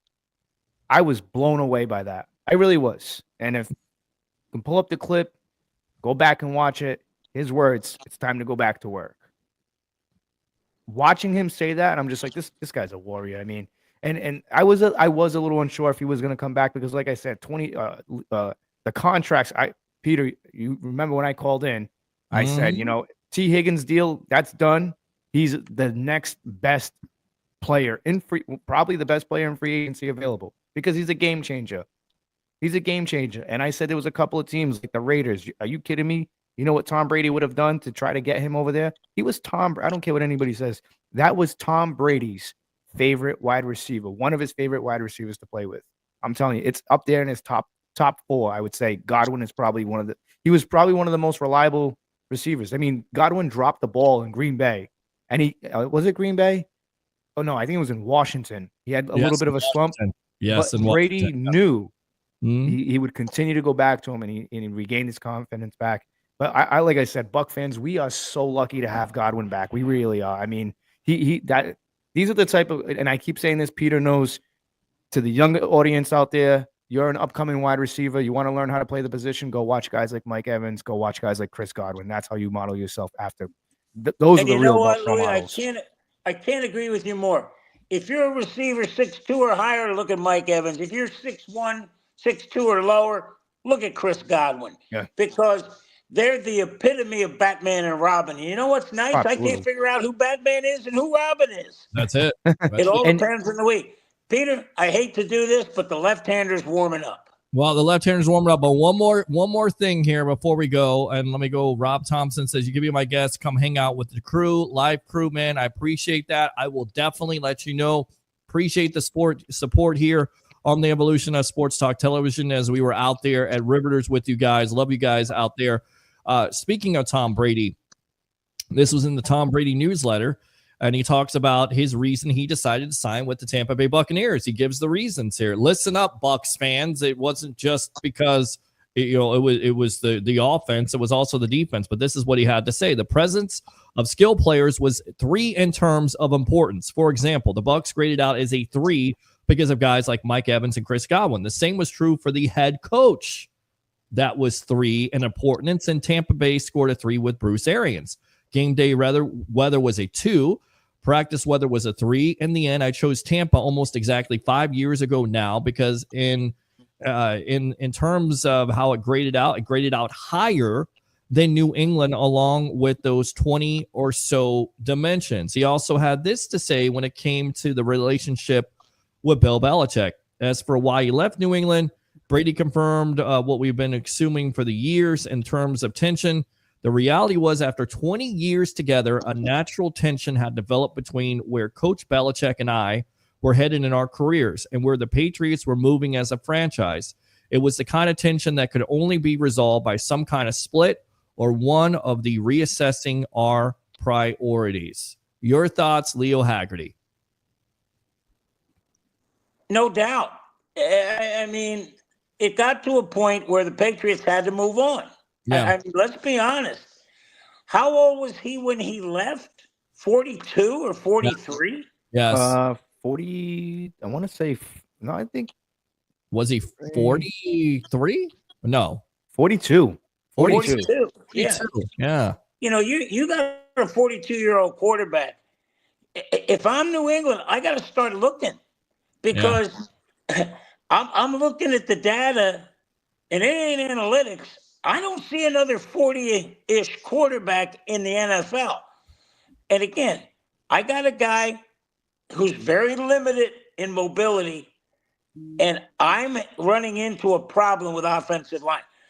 The move by Brady was prolific for the Bucs, but it was also prolific for Brady because he came to a team that had weapons, had a head coach that wasn't afraid to use those weapons, and had an offensive line that could protect him. New England didn't have that. Nope. And you know what?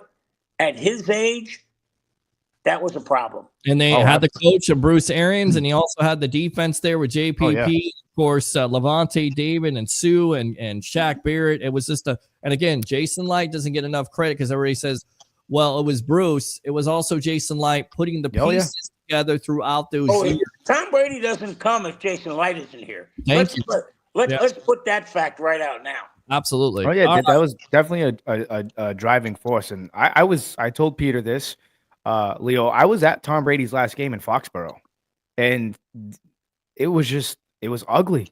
It was bad. A lot of the people, I don't think a lot of people understand this, but a lot of the tension between Brady and Belichick started because Garoppolo was the quarterback. They drafted Garoppolo to be Brady's successor. Brady didn't want to quit because he was playing at a high level. He was still winning championships. If you noticed, I don't know off the top of my head, but they traded Garoppolo, I think, for a measly, 4th round pick or whatever. Second round pick. Well, it's actually second round pick. Was it a second round pick? I thought it was less than that. Here's the story on that, because Belichick at the time wanted to go. This is what I heard. Belichick wanted to go with Garoppolo, and he wanted to move on from Brady. And Brady went to Bob Kraft and said, listen, this is what's going on. I can't believe this is happening. And, of course, Belichick traded Garoppolo for a second-round pick to San Francisco, and eventually he took him to the Super Bowl, couldn't win it. And that was the story, and that's where the friction started. And Brady just wanted to move on. And I think the whole thing for me was the reason why Tom Brady's most important Super Bowl was with the Tampa Bay Buccaneers is because of the whole the facet or the argument that he couldn't do it without Bill Belichick, that he was a system quarterback. That's why this, to me, was the most important Super Bowl that Brady ever had. When he won that, then there was no more argument. Peter, I'm going to disagree with you only on this note. Okay. He needed Belichick to win in New England. The best team, top to bottom, Tom Brady ever had was in Tampa Bay. Oh, yeah, I said he had Randy Moss out there, but the weapons he had down here and the defense, I don't think he's ever had that in New England. I mean, think about it. The guys he had on offense and the guys that the Bucs had on defense, man, oh, man.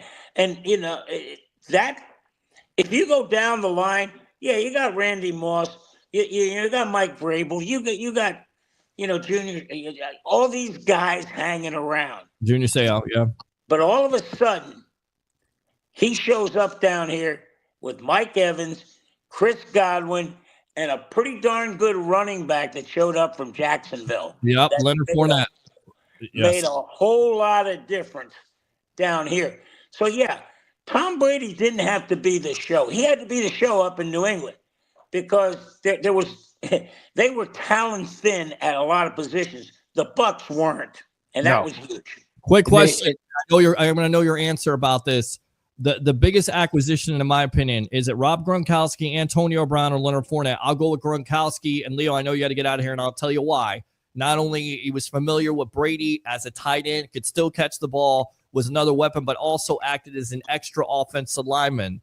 Leo, your answer to this question: Gronkowski, Antonio Brown, Leonard Fournette. Go. I'm only going to say Fournette because it gave them a running game and took the pressure. But I'll tell you what, the first time Gronkowski came out to a press conference after practice, you talk about Colossus of Rhodes. This guy was 6'7", probably about 6'8", maybe 6'9", with spikes on. And you know what? When you play the base defense and you split Gronkowski out, you got to cover him with a safety or a linebacker. Tell me that's not instant suicide. It is. You're absolutely right about that. Louie, you had something to say, and then we'll get you out of here, Leo, on that. Oh, yeah. I mean, to what Leo just said, I watched a lot of those Patriot games, and the way Gronk used to, it was not so much the catch, it's what he did after the catch. Players would just bounce off him. It was almost like Mike Allstott, all over again. And Gronk, like I said, I think Gronk was the most important one, just because it was an extra offensive lineman, like you said, Peter. I mean, to me, in my opinion, I think Brady was a little bit more. It's kind of like when you start high school and you're going into a new class, but hey, your best friend's there. One of your best friends there. And it kind of eases the transition a little bit. And I wanted to say this before, Leo. I will say this, and I'll debate anybody. Outside of that 1 year with the Patriots where they went undefeated, everybody says that was great. Brady's greatest year. No, it wasn't. You lost the Super Bowl that year. Brady's greatest year statistically, in my opinion, was the second year he had with the Tampa Bay Buccaneers. Yep, that's true. That's opinion. Absolutely true. And it's a shame that Tristan Wirfs getting hurt, Chris Godwin getting hurt, and Antonio Brown going crazy, because I think we're talking about 2 in a row. Oh, yeah. You know what, guys? I'm going to throw one question out for you for next week. Throw it out. If the team in Tampa Bay that won the first Super Bowl plays the team in Tampa Bay that won the second Super Bowl, who wins? Let's talk about that next week. I have my answer already. Next week. We'll definitely talk about that next week. That's a great point of emphasis. As always, Leo Haggerty, former Coach Scout and now media member of Night Sports Productions, and of course, Amped Up Sports. We appreciate the time, my friend. We'll see you on Monday. And by the way, Rays, how many wins? Quickly. 86. All right, 86 over the 81.5 there in Vegas, my friend. You're winning some money. Again, appreciate the time here on The Evolution. Take care, guys. All right, care, Leo. is right around the corner, so if you guys want to throw that out there, the legend himself, Mr. Leo Haggerty. Book him, Dano. All right, yes. We haven't really talked too much about the Rays. I was ready. Well, it's been predominantly Bucs, and I kept it that way because there doesn't seem like a lot of interest right now with the Rays, and that's okay. Bucs crowd out there. But if you want to talk about the Tampa Bay Rays, you can. I mean, again, the ownership situation, I've talked about this ad nauseum. I have some expectations of this team. I think they're going to be 92, 93 wins. I'm excited about them being in Tampa. I think that is the coolest thing because especially you're going down the street, but finally we get the opportunity. Not saying I don't love St. Pete because I do. I'm an admin of I Love St. Pete, which has over 200,000 members there on Facebook. I love it in downtown St. Pete. I love going to Ferg's, but I want to see the Tampa, fans get the opportunity by Raymond. Yes. I went to, not last year, but the year before we were at St. Pete.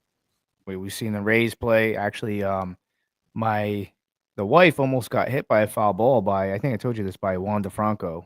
We're not going to mention him. Yeah, let's not mention him. Boy. And I like St. Pete. Yeah. What a waste of talent. Just complete waste of talent. And that, again, stuff like that really sets the team back, unfortunately. But I liked St. Pete. I actually see my first dolphin was in St. Pete. Believe it or not, like real dolphins swimming around in the ocean, not the ones in the aquariums. But, it's, to me, Peter, the whole situation with the owner, it's sad. I was listening to a few things today, and he's worried about what people are saying about him. All these people are writing hit pieces about me. I don't understand why people don't like me. Look, who's saying this? What? Who's saying the right hitting pieces about? I don't know. me? This is what he was saying. Supposedly somebody that I'll go back and listen to it. I guess he's a little upset that they don't know why people are saying these things about him.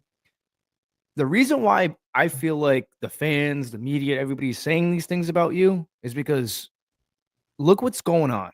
It's a disaster. It's such a joke. It's like, will you go out with me or will you not? Oh yeah, maybe. No. Like it's like this is a business. He looks so unprofessional doing it. And just from everything that I've heard you talking about and everybody else talking about, and I don't have the greatest knowledge of baseball. I mean, I know about baseball, but I can't sit here and say, oh, yeah, I'll debate about the Rays all day. No, I'm just going by what I see, what I read. And I even take a lot of that stuff with a pinch of salt. But I was always told by my father, who's no longer here with us, actions speak louder than words. Right. Money talks, bullshit walks. Stu, sell the team because these fans deserve to have a real baseball team there. They deserve, they're trying, but this team deserves a stadium. It's a shame, and you can't pull baseball out of Tampa. And I think and I'm going to talk to the fans real quickly because I know we got to move on. Sure. Let's go to these games. Let's sell out these games. Show the area of Tampa Bay. You know what I'm saying? That, hey, we really want this team here. You never know what can happen. You know what I'm saying? But I got to get back to that because I think it's so ridiculous of him coming out now and playing the victim after all these years of that's what I'm saying. Fan base. It's ridiculous. All right, let me go out to the phone lines here. Let's get this guy. Let's go out to Sun Devil Dave. Welcome to the Sports Web here on a Happy Hump Day edition. Great job, guys. Great job. Yeah, great job. Amazing. Thanks for wasting my time. Appreciate you. Louie, doing great out there. Yeah, by the way, that's what we say to our customers. Mr. George, what was his name again? Oh, Haggerty. What's his name? Leo Haggerty, not George Haggerty. Yeah, George is his grandfather, but Leo is, yes. Okay. Yes.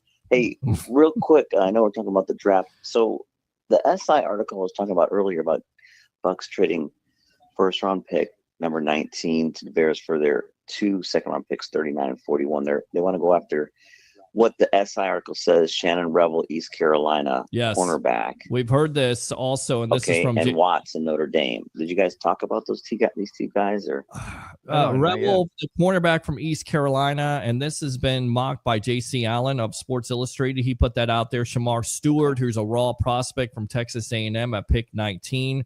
He has Rebel going at pick 53. Both of these guys are kind of raw, but you could see something along the lines of happening because there is definitely a need there. Stewart especially is very raw, but he's got athletic freak ability. can that translate over? And you know what? When you draft him, it doesn't necessarily, you have to get him on the field. You can use him in a rotation situation because you have Hassan Reddick, who can be that mentor and show him. So it does make sense to a certain degree, but you looked at Stewart, he's more of a project at this point. That's what I've seen and heard from the draft pundits. Again, you just know, you never know what, draft stock is, somebody's going up or down. This is, the talk of Stewart. He could go up on draft boards because of the interviews and because of the tape. A lot of people say he's very raw and he could drop. So maybe that's somebody the Bucs would look at. Do you have any opinions about this kid linebacker out of UCLA, Carson Schlesinger? Because they said that their Bucs might get him at 50 with their pick at 53 in the second round. So they have those 3 picks together. This is what. Yes, and this is our guy. Our guy here, J.C. Allen, has Latham Ransom, Ohio State, Wyatt Millam, offensive lineman from West Virginia. I believe he had him on there too. I've heard about a lot about this kid too. I mean, can he play the position? Is he going to come in right away and be the starter? Is it going to be Walker Jr.? Is it going to be open competition? Can he cover? Can he play in this Todd Bowles defense, which is very complicated for a middle linebacker? Not an easy task. Right? Not an easy task at all. It's not just about athleticism, because you have these and we talk about Campbell. He has all the athleticism in the world, but what you hear from some draft pundits, he's not instinctive.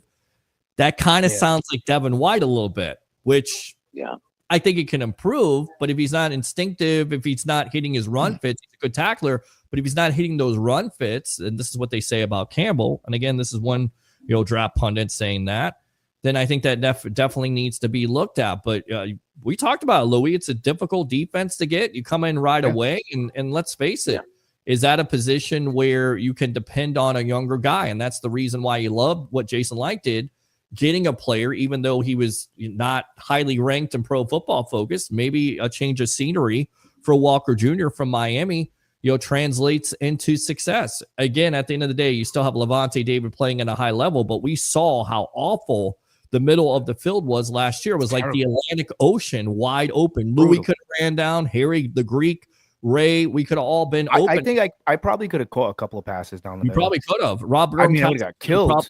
Came out of retirement and caught passes against this Bucs defense when it comes to the middle of the field.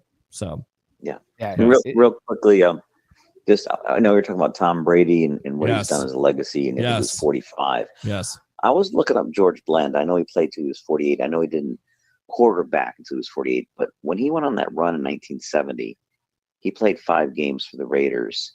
So at age 43, now this is 1970, he throws for 3 touchdowns in relief of the injured Raiders player. He kicks a 48-yard field goal with 3 seconds remaining to salvage a tie. Then he goes out and comes off the bench to throw a touchdown pass to Cleveland Browns. He ends up playing the AFC title game against the Baltimore Colts. Goes 17-32 for 217 yards and 2 TDs, and kicked a 48-yard field goal and 2 extra points, keeping the Raiders game until the final quarter. Then he was intercepted. But still, that's pretty impressive. And I know about Brady, but Blanda actually had a pretty good career. And I just wanted to add that he was still throwing the ball at 43 years old. Yeah, definitely. Different times, though. Holy crap. Brady has it was a different era, but I mean, it was still tremendous. And again, I would say those 2, maybe not that third year, because the third year was not good. Donovan Smith went back to his old ways of being, and I'm not a big Donovan Smith fan. Awful offensive tackle at that time. Just the swinging gate of hell for him trying to block and not block in the offensive line, and just Brady throwing the ball into the dirt. It was not a very fun year. But those first 2 years with all the weapons they had, I mean, it was tremendous. It was absolutely tremendous. It was amazing. Yep. Good stuff. I'm going to call back. Football talk later. Absolutely. Yes. Turnbuckle talk later at Sun Devil Dave. We appreciate the call as always, my friend. All right. Thank you. All right. Great job. Yeah. Thank you for wasting my time, by the way. Thank you. Appreciate it. All right. We say that that's an inside joke from the sales force there when we're on the phone at Policy Scout, when there's people that, we go all the way down the script, and then they hang up, and I'm like, thanks for wasting time. Of course, you can't say it to the customers because you're maybe fired. Okay, so we'll keep that between ourselves, even though that's been put out there. Lavonte David, excuse me, Ring of Honor, absolutely agree with you. I mentioned Scattaboo, but there's also Phil Maffa from Clemson. JR says Maffa best Clemson running back in many years. That's saying a lot. He's Travis Etienne. called. He wanted us to know what you were talking about there, JR. Wasn't Edelman 5'10"? He was very smallish, had deceptive quickness, if you will. He was a baller though. Edelman, yes. he was tough as nails, and he made single-handedly one of the most important catches in Patriots history against the Falcons with that bobbling. He's like, I don't know if you ever watched the NFL films. He was like, I caught that. It was like literally, I want to say, centimeters from being incomplete. Did you ever see that catch? With the catch against the Falcons? Yeah, when he it looked like it hit the ground, but he caught that. And again, that was I work with an Atlanta Falcons fan, and I'll tell you what, 328's coming up, man. I'm giving him hell. Gotta love it. It's coming up in 2 days here. There you go. So, and of course, Tom Brady will tweet that out and let everybody know and remind every Falcons fan. That's there you go. JR says add a stud running back in. You got great group of running backs deep. Again, I think they're set at that position. Yeah.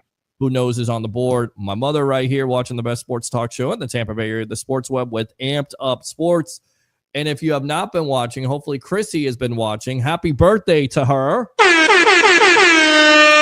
Happy birthday. Yes, so we've been saying it all night long. So shame on you guys if you haven't watched it. Of course, you can watch the replay there on Facebook from me at Peter H. Blake. And, of course, like and subscribe to the Sports Web on YouTube. YouTube Super Chats, Facebook stars are available. JR says Bledsoe was the man. Never would have been Brady, but had Bledsoe gotten hurt. Okay. Brady got Gronk too. Absolutely. Christopher Cole should have won 2 in a row. Agree. Bernie Kosar equals go. Come on. Stop. It's not the GOATs. Rays have Carlos guy, best Rays I've seen. Louie's got skills. He does. O'Donnell, Fortune, good cornerback, better than J.C. Horn, who played at South. You are a big South Carolina scout, aren't you, JR? Oh, yeah. Stabler, best Raider wide receiver of all time. Quarterback, Mint, and Mike DeRoche. How much longer can Levante play at a high level he's accustomed to playing? If he doesn't get Derek Brooks' record this year, I think he comes back for a second year if he's still playing at a high level. Agree? Absolutely. I mean, especially if you go get Jahad Campbell. Just saying, go out and go get Jahad Campbell. You love that. That'd be huge. I mean, because I think there's a good chance he can get it this year, but if he doesn't, whoever it is at the inside linebacker position, you have to bring him back. He has to have that record. And I've been on records on this show saying, he's not going to beat Derek Brooks. He may beat him statistic-wise, but as far as Derek Brooks, he's Mr. Buccaneer. Him and Sapp and Lynch, anchored the Buccaneers into greatness. So, I mean, Levante was a little different, but I'm sorry. It's just my generation. It's like the way the kids talk about LeBron and Jordan now. You know what I'm saying? For me, it's Derek Brooks. Yeah. But we all know the truth about LeBron and Jordan. So, well, we absolutely do. Absolutely. There you go. Exactly. 6 wins. Yes. No 6 wins. No losses. Never a game 7. Ever. Yeah. Never. All right. This also from Charlie Campbell of Walter Football in care of, once again, Joe Bucs fan. A tape of, and Pete Prisco said he was studying Oregon tape and defensive lineman Jordan Birch, who's 6'4", 279. Charlie Campbell of Walter Football, type per NFL sources, that's his best comp to Mario Williams and Leonard Williams. What Joe says is Leonard Williams comp got Joe thinking that was the 6th overall pick by the Jets, the Todd Bowles-led Jets. Of course, Birch is a tweener, not fast enough, and you kind of got the same type of player there in Yaya Diaby. So I don't see them going in that direction. But what do you know about Jordan Birch? 6'4", 279 looks, comp is Mario Williams and Leonard Williams. If he's anything like those two players, I think you got a hell of a player. Is that a tweener to you? 6'4", 279? That's a tweener? I don't know, man. I don't like doing the player comparisons too much too. I mean, because everybody aren't they? It is. It's just it's so, I've yet to see one that says best player comparison, Ryan Leaf. I've yet to see one of those. Yeah. Well, how about this one? The next John Lynch is Sabby Piscatelli. How about that one? Was that good? Oh my God, I remember that. Yeah, was that good? This guy sucks. Yeah, he's good in NXT now. I think he's a wrestler. But Yeah, as he was far in NXT. I was about to say he was in NXT, but I mean, yeah, Sabi Piscatelli, number 21. I remember that. He was almost as good as Chris Conti. Remember the Chris Conti? Yeah, nobody. I think he's still buried in the ground somewhere. Somewhere in the ground there at Ray J.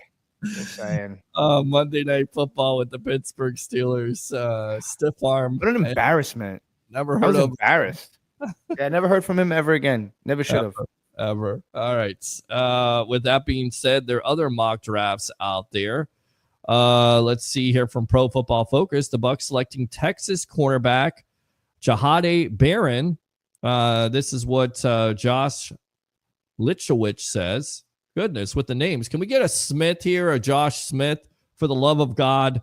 I feel like I'm taking stupid pills. The word versatile gets thrown around too much with defensive back prospects, but Barron is exactly that. As a natural zone defender with excellent instincts, anticipation, he's a starting caliber pro at safety, wide, cornerback, or nickel defender, sometimes all three in the same game for cover three or quarters, heavy schemes. Barron put together an outstanding 5-year career at Texas, winning the Jim Thorpe Award as the nation's top defensive back in 2024. Also had 67 total tackles, 5 interceptions, 11 passes defended. So once again, versatility. This is also what Todd Bowles has talked about. A lot of Bucs fans want a cornerback. They think it's the biggest need. I still think they're good there with Jamel Dean. There's been no movement on that. First and foremost, are you surprised that there's no movement? They're most likely going to keep Jamel Dean, or do you think there still could be some action there where they can release him, restructure his contract, trade him? There's been stuff out there, a mock draft or mock trade where you trade Dean for a 5th-round pick to the Bills. You got to get more than the 5th-round pick for Dean if he's your starting corner. Are you surprised they haven't done anything with him? You haven't heard anything? And do you think corner is a need at 19 this year, the biggest need? Again, it's one of those things, Peter. It's tough to tell just because when your front seven can't generate a pass rush, your corners are going to look bad too. So, a big reason, let's rewind the clock a little bit. Remember Brian Kelly? Mm-hmm. What did he do when he left the Tampa Bay Buccaneers to go play for the Lions? He didn't do much of anything. He did what Carlton Davis did last year. Remember Dexter Jackson, Super Bowl MVP? What did he do with the Bengals? Did he go to the Bengals or is it the Arizona Cardinals? I think he went to the Cardinals, and then I think he ended up with the Bengals. Well, that just goes to show you. Yes. So what I'm trying to say is Jamel Dean has proven that he's a good corner. Zion McCollum has proven that he's a good corner. Mm-hmm. I would take both of those guys over a Brian Kelly, not over a Rondé Barber. But what I'm saying is, I think we're pretty much set there. And a lot of people, it's crazy, Buck fans, y'all are still sleeping on Christian Izien. It's a good point. So when you start generating a pass rush, these same people that want to drive Jamel Dean out of here and stuff like that, when we start generating a pass rush and we get into the quarterback, and we'll just say, and I hate these things, the Pro Football Focus, like they have a stat. I do, but it's just like it's insane, Peter, because they have a stat for everything. You know what I'm saying? It's insane. Hey, kudos to the people who are paying attention to all that stuff and putting all that stuff in. That's amazing, but it's just like it becomes overwhelming in your eyes. Like I get cross-eyed sometimes because I'm like, holy crap, they got a stat for this, that. But Jamel Dean wasn't all that bad. Zion McCollum, he wasn't all that bad neither. But again, they're just a product, unfortunately, of their environment. No pass rush generated. They were hung out to dry a lot of the times. Now imagine if a Yaya Diaby, or not a Yaya, let's just say a Joe Tryon-Shoyinka got to the quarterback a little bit more, or help disrupt. We all know that. Football, quarterback, and receiver, what are they? It's about timing. Buccaneers didn't do a very good job of disrupting timing between the receivers and the quarterback. So again, let's see what Jamel Dean still has another year after this. I think not another year, it's an option year, correct? Am I wrong? I think he has an option year. I think you're right about that. I'm not sure he has an option year. But I think he does have an option year, yeah. I'm pretty positive. I don't think he's going to go anywhere. I'm not surprised that the Buccaneers haven't done anything. And I don't think the Buccaneers are going to move on from him unless they're offered something crazy. Because you're going to lose. You're basically, we talked about this, Peter. It's a small Super Bowl window. So you want to give up a guy like Jamel Dean acquire a little bit more draft capital and draft a corner and risk a rookie being out there with the Zion McCollum. I mean, I don't like those chances. I don't like that idea. I'm gonna go with Jamel Dean. He's proven. Zion McCollum, Christian Izzian. If you can, we talked about this earlier in the show. If one of these corners fall into your lap at a certain time in the draft, yeah, by any means, draft them. It's a need, but it's not like, oh my God, it's not like edge rusher. It's not like inside linebacker. Like we have a decent set of corners here. So let them do what they got to do. But we have to generate pass rush first. Good stuff there. Open phone line 727-255-0391. It's 727-255-0391. It's the Sports Web. I'm your host, Peter Blake, along with Louie from the Frozen Pirate podcast here, talking continuous Tampa Bay Buccaneer football here. You got to love this on a happy hump day edition. Also, you'll bring out the questions tonight. Jihad Campbell, torn labrum, having surgery. If he's there at 19, do you draft him or you don't? If you don't draft him, what's the reasons why? Rays fans out there, how many wins? I say 92 to 93. Over under in Vegas, I believe it's 81.5. Leo says 86 or 87, I believe. We got the birthday girl. There you go. Look at this. Thank you, bro. Absolutely love you, huh? Happy birthday. Actually, her birthday yesterday, but I had to, make a whole big time intro with it and get everybody here on the Sports Web to wish my sister happy birthday. That's the kind of power I got here. I'm going to go ahead and exercise that every chance I get. Maybe it's an abuse of power, but who cares? It's my show. All right. You don't like it, you stay on. You're going to still stay on. You're still going to watch. All right. Buck round 2. I'm not saying that guy's name again. Forget it. Mike Alstott is Mr. Buccaneer. Well, look, listen, I agree with you on that. There you go right there. There's the chef's kiss. There is the Mike Alstott jersey. Jordan Birch of Oregon transferred from the Gamecocks. Wow. I feel like, JR, you are like a pipeline to South Carolina, as you're going to give me every prospect, and I appreciate that. I really do. Getting good information over there. Yes. In case Bucky gets hurt. Great best athlete at pick 19. Why isn't the safety pick 19 ran a 4.2? He may not be there at 19. How many guys at 6'3", 225 run a 4.2? Agree. It's crazy. But there may be some teams ahead of the Bucs that may take him because of that. Hargraves, worst cover guy in Bucs history. He'd be a star in the 0-26 Bucs. Vernon Hargraves. What did you think of that pick? Because I knew who I wanted at that time. And he went number 2 or number 3? Hargraves? For the Hargraves draft, I wanted Bosa. I wanted Joey Bosa. And of course, he went to the Chargers, which was a shock because there was talk that he could be there where the Bucs picked, and then eventually they took Hargraves. So what did you think of Hargraves as that pick? I didn't like that pick. No, I didn't know what the hype was about him. I felt like he was, I hate to use the term undersized. I felt like what the Buccaneers were doing, he didn't fit the mold, but I could see why they needed corner. But I mean, I felt like that was a reach. That guy, at best, I thought second, third round. That's when he should have got drafted. And you saw when Arians came here, what happened? Did he even make it a full season with Bruce? I don't think so. No, I don't think he did, because he did the same type of Vernon Hargraves stuff, getting burned. It was atrocious. Right up there with Rod Toast Jones. If you're, that's old school for you. You got to look that up. Rod Toast Jones for the Tampa Bay Buccaneers. He called them toast for a reason. He always got toasted. Rod Toast Jones. Rod Toast Jones. Look that up. All right. Let's see here. Peter, you're the glue that holds it all together. I try, my friend. I appreciate you, JR. Mr. Lawson, as you've been a web head from the very beginning. From the very first show. Appreciate you as always. You want pass rush, it's Kyle Kennard, hard-nosed player, all right? And stay away from Gators players. Again, every case is different, but there have been some players that don't necessarily work out when it comes to the Gators, to the Seminoles, to the Hurricanes. Again, just because you have success in college doesn't necessarily mean it transitions over to the NFL level. So with that being said, this is going to be an interesting night. Because I'll tell you what happened. My printer went out, or actually my printer didn't go out. Because if my printer went out, we'd have a problem. I'd be pissed off because I hate when technology goes off. I ran out of paper. So I didn't get a chance to have any notes when it comes to Turnbuckle Talk. So I am going to go ahead and try to refer to some of the stories online. You guys are going to respond. We're going to take open phone lines. We're going to talk WWE action and AEW action. And I'll just throw this out there. And That's let's still go. a company, AEW? It's still a company. Let's go out to our guy right there, Mr. Ralph Williams, with the cool, slick shot.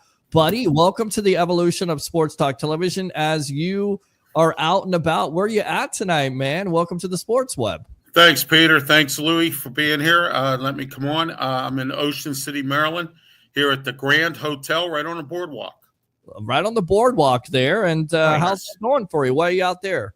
I am possibly, and I'm trying to keep this a secret right now. Wow. It will be revealed in May, but right now I'm taking care of some personal business here. Okay. So personal business. Handle your business, my friend, as we say here. And I think you know what it is, Peter, and I would appreciate if you keep it a secret. I will keep it a secret, man, because we always talk here off and on, offline. So I'll definitely keep it a secret. Can definitely keep a secret here. There is no secret that John Cena had his second promo there. Once again, Netflix, WWE Raw threw me off with an early start there. What was it, 4 o'clock? Did any of you see the John Cena promo? And I think it was more convincing than the first one. I'm going to take everything from you. I'm going to take the belt. You thought the spinner belt was just a toy. This was good stuff. I still haven't got an explanation of why John Cena turned heel. But let me get your thoughts here, Leo, here on Turnbuckle Talk. And once again, open phone lines on John Cena's second heel promo. Are you there, Louie? Oh, I thought, geez. Go ahead, Louie. Yes, go. I liked it. I really did. I like this one.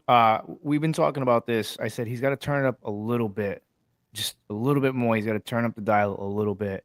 Mm-hmm. I like this one because him sitting. I thought he was talking about the spinner belt when I become champ, I'm bringing the spinner belt back because I felt like that was kind of degrading a little bit. I didn't like that belt. I thought that was terrible. So when he's sitting there saying I'm gonna take it and I'm going to leave with it and that's it. Done. They could be building up to something though, where I think they're gonna try and rebrand that. I think they're trying to reintroduce the winged eagle belt, not the one that the one that they had with Kevin Owens and stuff like that. I think they're trying to introduce the other one that Austin had, which would be huge. But I liked what John Cena did. Because he's really like getting on the nerves of real professional wrestling fans. Like this mother effer is saying that he's going to end professional wrestling and all this stuff. Mm-hmm. And I was just like, all right, here we go. Turning it up a notch. I liked it. I do like it. And you know what? Normally I'm not big on those long promos, but I'm intrigued by it. I mean, it's working and I like it. I like it a lot. I like it a lot too. I think again you need to explanation, but John Cena needs to be heel. Also, no, you got to keep building that though. I'm the same thing. I feel like I want the explanation. Like, why did you do this? Like, what was the whole reasoning behind selling your soul type of deal? What was the reasoning behind this? And they still haven't give it to us. And a lot of us are kind of sitting there. A lot of people are nitpicking at this. Well, again, what did I say last few weeks? The slow builds. And I think before the week of WrestleMania, I think that's when we're really going to find out why he did what he did. And it's going to really intensify the match, I think. All right. Let's go back out to Ralph Williams here. What did you think of Cena's promo there? You're buying this heel turn by Cena. Well, the heel turn happened because, guys, listen, he's desperate for that 17th title, okay? It's sticking in his crawl. He hasn't been able to do it. Now he's a heel. Now he's in control. Now he's sold his soul to The Rock, the final boss. So now he can get the 17. He has his opportunity to get number 17 and beat Ric Flair. Okay? That is what his goal has been for a long time. So if you have to do it heel, okay. Remember, Hulk Hogan resurrected his career as a heel. That's what John Cena is trying to do in his retirement.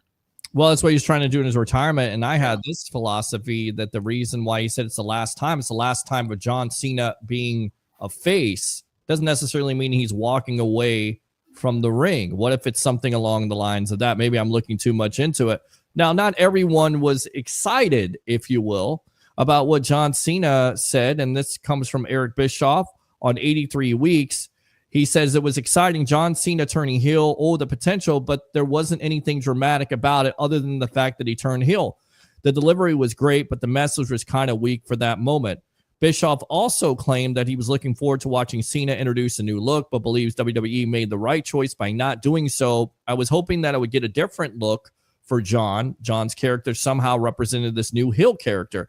I think they're doing it the right way for John because here's the downside. If you completely change his character, it's almost too drastic. It's not authentic at all. There's absolutely no degree of authenticity when you go in the room dressed like one of the character and you come out a room dressed like another without a reasonable amount of time and transition. Cena also didn't make any references to The Rock during his most recent promo on Raw this past Monday, but he did promise to ruin wrestling and retire as the WWE champion ahead of WrestleMania 41 title match against Rhodes. Now, Bully Ray mentioned this in that promo. You just said it. He mentioned Ric Flair. Ric Flair is no longer with AEW. Louie, could we see Ric Flair in some type of interference in a WrestleMania match? Because we know that they love to do these run-ins with former wrestlers or some type of deal with Ric Flair. Highly controversial. Met the man just a couple months ago there at Ferg's. It was a great meeting. Got a chance to take pictures with them. Was in a little bit of hot water off the ring there, but could we see Ric Flair back? Could Triple H once again be cooking with bringing back Ric Flair, Louie? I could definitely see Ric Flair coming back. I don't know if they would involve him though, because I know he's up there in age. I don't know what would his role be. You know, like it's tough. You got to be careful with him. You know, I mean, I don't know. I don't think so. I don't think we're gonna see Ric Flair. All right. I mean, maybe the night, say if Cena does go over and win, maybe the Raw after WrestleMania. Maybe I could be wrong. Maybe you build something where he knocks Ric Flair on his ass. You know, the utmost disrespect. You know, who knows? I mean, yeah, thinking about it, maybe. All right, Ric Flair coming back, Ralph. Do you see that happening? I think that's a great opportunity, a golden opportunity, if you will. And I'm going to get to Ric Flair's comments because he was watching. So to me, I think it's going to happen. It should happen. Ralph, what do you say? Ric Flair back in the fold for WWE? I agree with you on that, but Peter. But the thing here is also you have to look at the final boss. He always wants to be involved in WrestleMania. I think he's going to be involved in the match between Cena and Rhodes in some perspective, but I'm just not sure where or how or what he's going to do. So you might see both The Rock and Ric Flair both getting involved in that match or something else. All right, I got to go to a 3-shot here on Turnbuckle Talk. Again, open phone lines, but speaking to Dean Mojo Matati from TMZ Sports. Of course, Mojo used to be a wrestler. This was what Flair had to say. I'm just glad I'm alive after the life I've led to be here to hear it. I got news for John. They've been trying to get rid of the woo for 50 years. The woo isn't going anywhere, and neither is Ric Flair, and the odds of him winning a 17th world title are astronomical. He also had this to say, hell yeah, I'm going to the pool party with you, laughs. Cena coming, hell yeah, I'm going to the pool party with you. I guess he was talking to Mojo. So there is talk of him maybe showing up to WrestleMania 41. I can't see them not doing it. What a golden opportunity. And if Flair's the guy that screws John Cena, or what about this, guys? What about this? Let me throw this out there. Because I'm throwing some predictions out there. What if Ric Flair tries to screw John Cena and actually it backfires and John Cena eclipses Ric Flair? What kind of storyline would that be, Louie? That's good. I actually like that because now you're building long-term story, and you can do that all the way towards SummerSlam. Yeah, I like that idea. I really do. I do like that idea. But it's kind of hard for me to see. I don't know. My whole thing with this the interference all the time and stuff like that. I mean, last year was cool. I just don't want to see a repeat of that this year. You know, it was fun to see The Undertaker. It was fun to see The Rock. It was fun to see all these guys come out. I just don't want to see. I don't want to like. I felt like it was a lot last year, but I understand why it's like the passing of the torch to Cody Rhodes. I just don't want to see all that this year. I feel like I just don't want to see them make this. I don't want to see Paul or Triple H make the same mistakes Vince has made over the years with just kind of watering things down. I don't know. Like I like the idea of Ric Flair. I really do. I don't know. It's hard for me to see him involved in anything because he's up there, man. All right. So what do we say? I get nervous for him. I get nervous for Uncle Rick, man. I really do. I mean, I feel like it's going to be any day now, and I don't want to say that, but Rick, well, you know what? Louie has a point here, Peter, and the fact of the matter is that Ric Flair's health isn't all that great either. So, correct. I mean, you know, him showing up and trying to do something, he might fall, collapse, or do something. You know what I mean? In reality. So reality is his health isn't that great, and you know, who knows if he's still drinking a lot of alcohol or whatever he's doing, you know, and so we'll see. We'll see what Ric Flair does if he even gets involved, and I know the final boss will be involved. Well, I definitely think the final boss will be involved, but hopefully he's involved after this whole storyline, you know, selling his soul. I mean, it would be disappointing. I get it. Rock has to do movies, and a lot of people have put it out there that The Rock may not be involved because he's not being mentioned. Louis, is that what we look at here? Are we foreshadowing a thing? Because I think this would be a monumental mistake after you build up this storyline with The Rock somehow being involved with this and being involved with John Cena turning heel, and then all of a sudden not mentioning him for some reason. What's going on? See, this is I don't understand this. Like, this has been a very confusing storyline. Like, I'm sitting back and I'm trying to enjoy it. And I guess it's from last year. I expect it to all work out like it did last year. But even it was a little bit convoluted last year. This year, it's still convoluted. What do we make of The Rock not being mentioned here in these last two promos? I think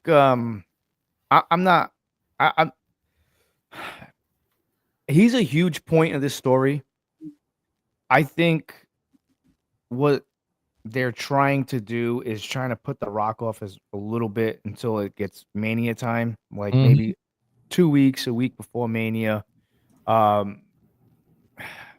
I agree though that it kind of sucks because it's just like the whole WrestleMania card's a little weird and it's a little funny. But I agree. It's just kind of like, where are you guys going with this? Like, the main character, not even like a tweet, not even like a promo, like through whatever, like he did. I'm boarding a plane. Remember that? I'm boarding a plane to go to here. Nothing. It's like radio silence. It's just kind of like, I really hope they don't go on with this storyline and they don't give us a reason why. It's kind of like what we talked about in the beginning of the episode, Tony Soprano, and it just went black. Well, that's not it right there. There's.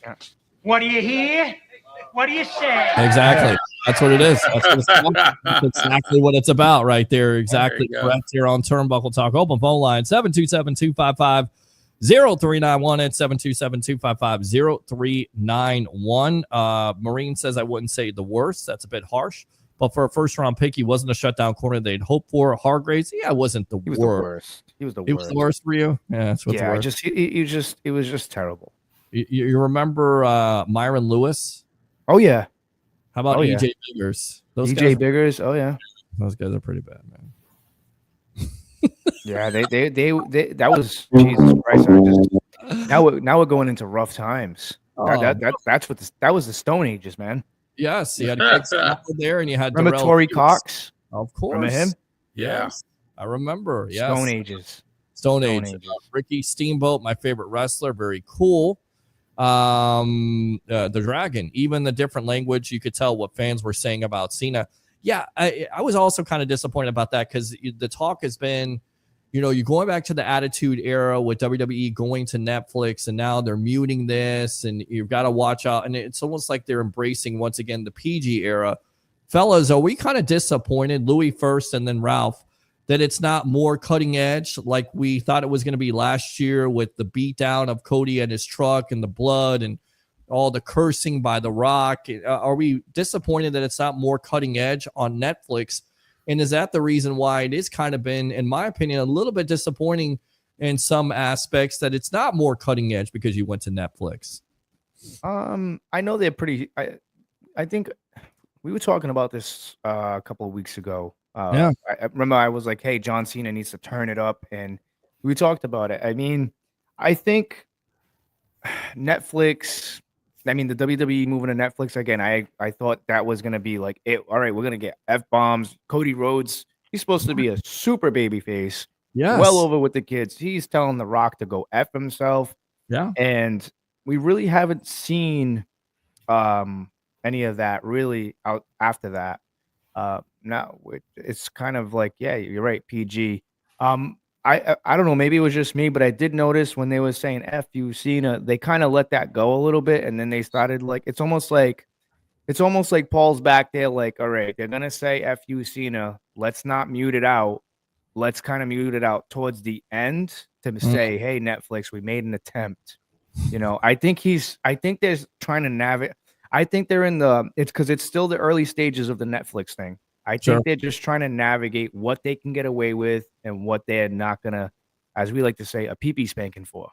Because I think they're just feeling out what they're gonna get away with. So far, I mean, I wish we could have got a couple more F-bombs, but do we?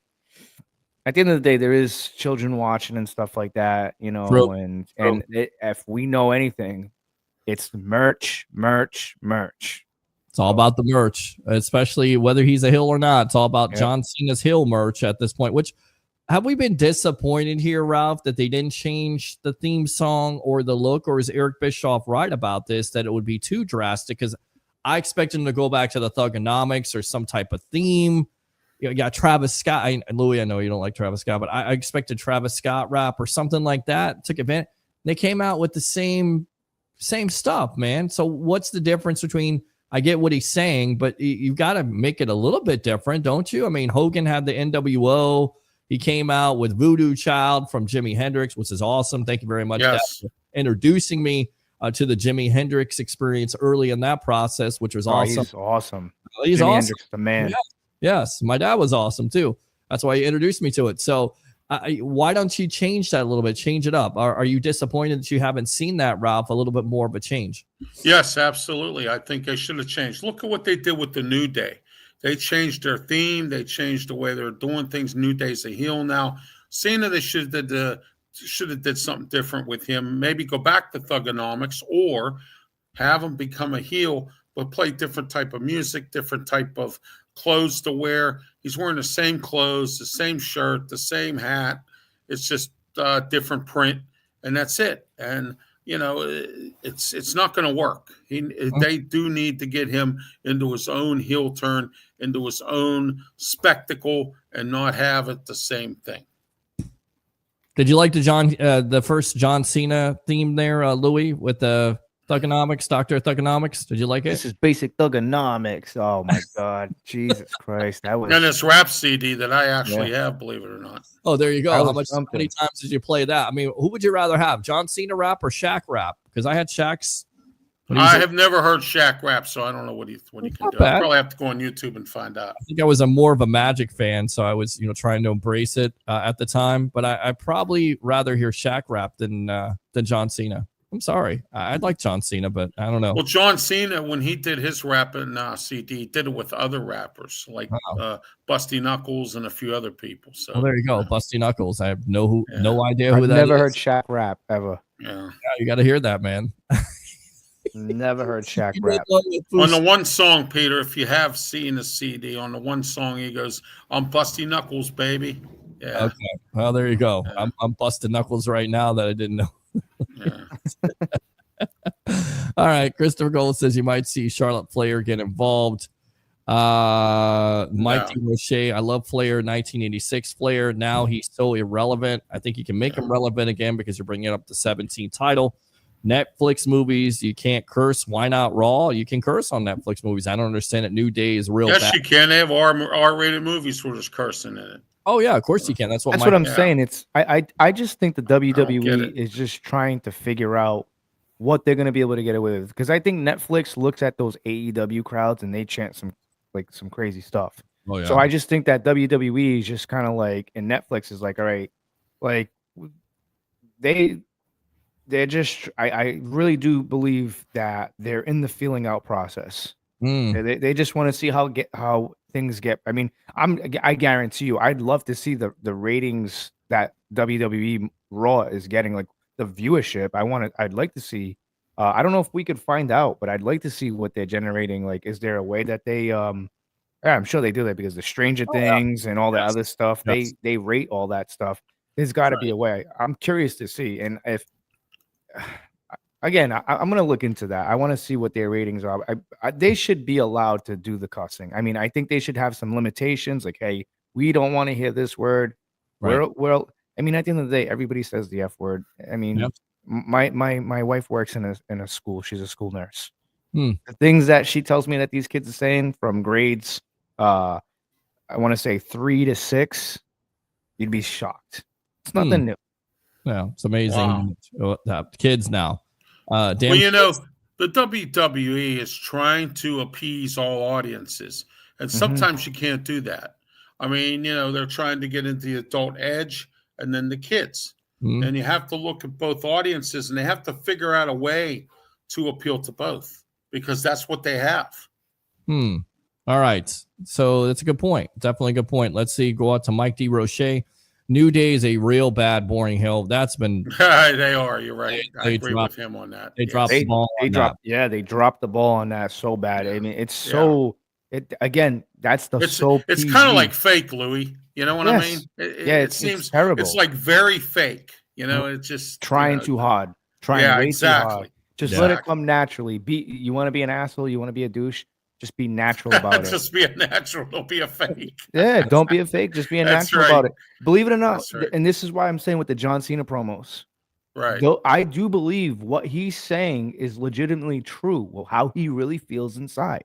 Because if you look, I seen a clip of him on that show that they did. Was it MTV or VH1? I don't know, when he was with Nikki Bella.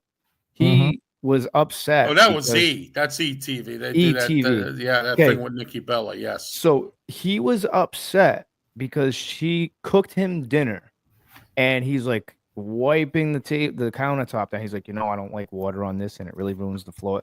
Like, if that's how he really is as a human being, then I'm believing those promos that he's spewing out. I do believe that in his heart, that's the way he feels. I'm telling you. All right, let's go on. So his feeling is real. Well, there you go. I mean, so you don't have to act it. If it's real coming out, I mean, that's the best promo. All right. 3 predictions from Bleacher Report on WWE WrestleMania 41. Of course, the updated card here: undisputed WWE Championship, Cody Rhodes versus John Cena. World Heavyweight Championship, Jey Uso and Gunther. Women's World Championship, Io Sky versus Bianca Belair. WWE Women's Championship, Tiffany Stratton versus Charlotte Flair. Triple threat, CM Punk versus Seth Rollins versus Roman Reigns. And, of course, Randy Orton versus Kevin Owens. Their first prediction: Bianca Belair remains undefeated at WrestleMania. She's defeated Becky Lynch of the Raw Women's Championship, retained the title against Asuka. Partner with Naomi and Jade Cargill to defeat Damage Control. They believe that she will stay undefeated. Although this tweet came out from Jade Cargill, I didn't trust her ass either. Naomi and I were closer. So, with that being said, is there interference in that match? Or do you have Bianca Belair go heel eventually, and you set up that match between Jade and her in a future pay-per-view in the next couple months? Gentlemen, what do we say? Louie first. Absolutely. You have to put Bianca as a heel. You can already hear the boos coming in between the interaction with her, Io Sky, and Rhea Ripley. There was already some boos there towards the end, and that was before the brawl broke out. You have to put her heel. I'm not really a fan of Bianca Belair, not because I don't think she's talented. I just think her image and the things that she's saying, there's just some people who are just more suited for a heel. And I think she's one of them. And I believe she started in NXT as a heel. I believe she's more suited as a heel because her whole shtick is very limp, in my opinion, and it's like kind of just I'm over it. It's But stale. it's very stale. And I think that she should you're already hearing the boos, but as far as a rematch goes, I wouldn't be surprised if she did win, and I'll call it right now. Maybe that's when you see the return of Becky Lynch on the Monday night after Raw. There you Confront go. her. Very good. Very good. Ralph, what do you say? Keep her undefeated at WrestleMania? Will you set it up with Jade or Becky Lynch the next night? That's a great storyline there, Ralph. What do you say?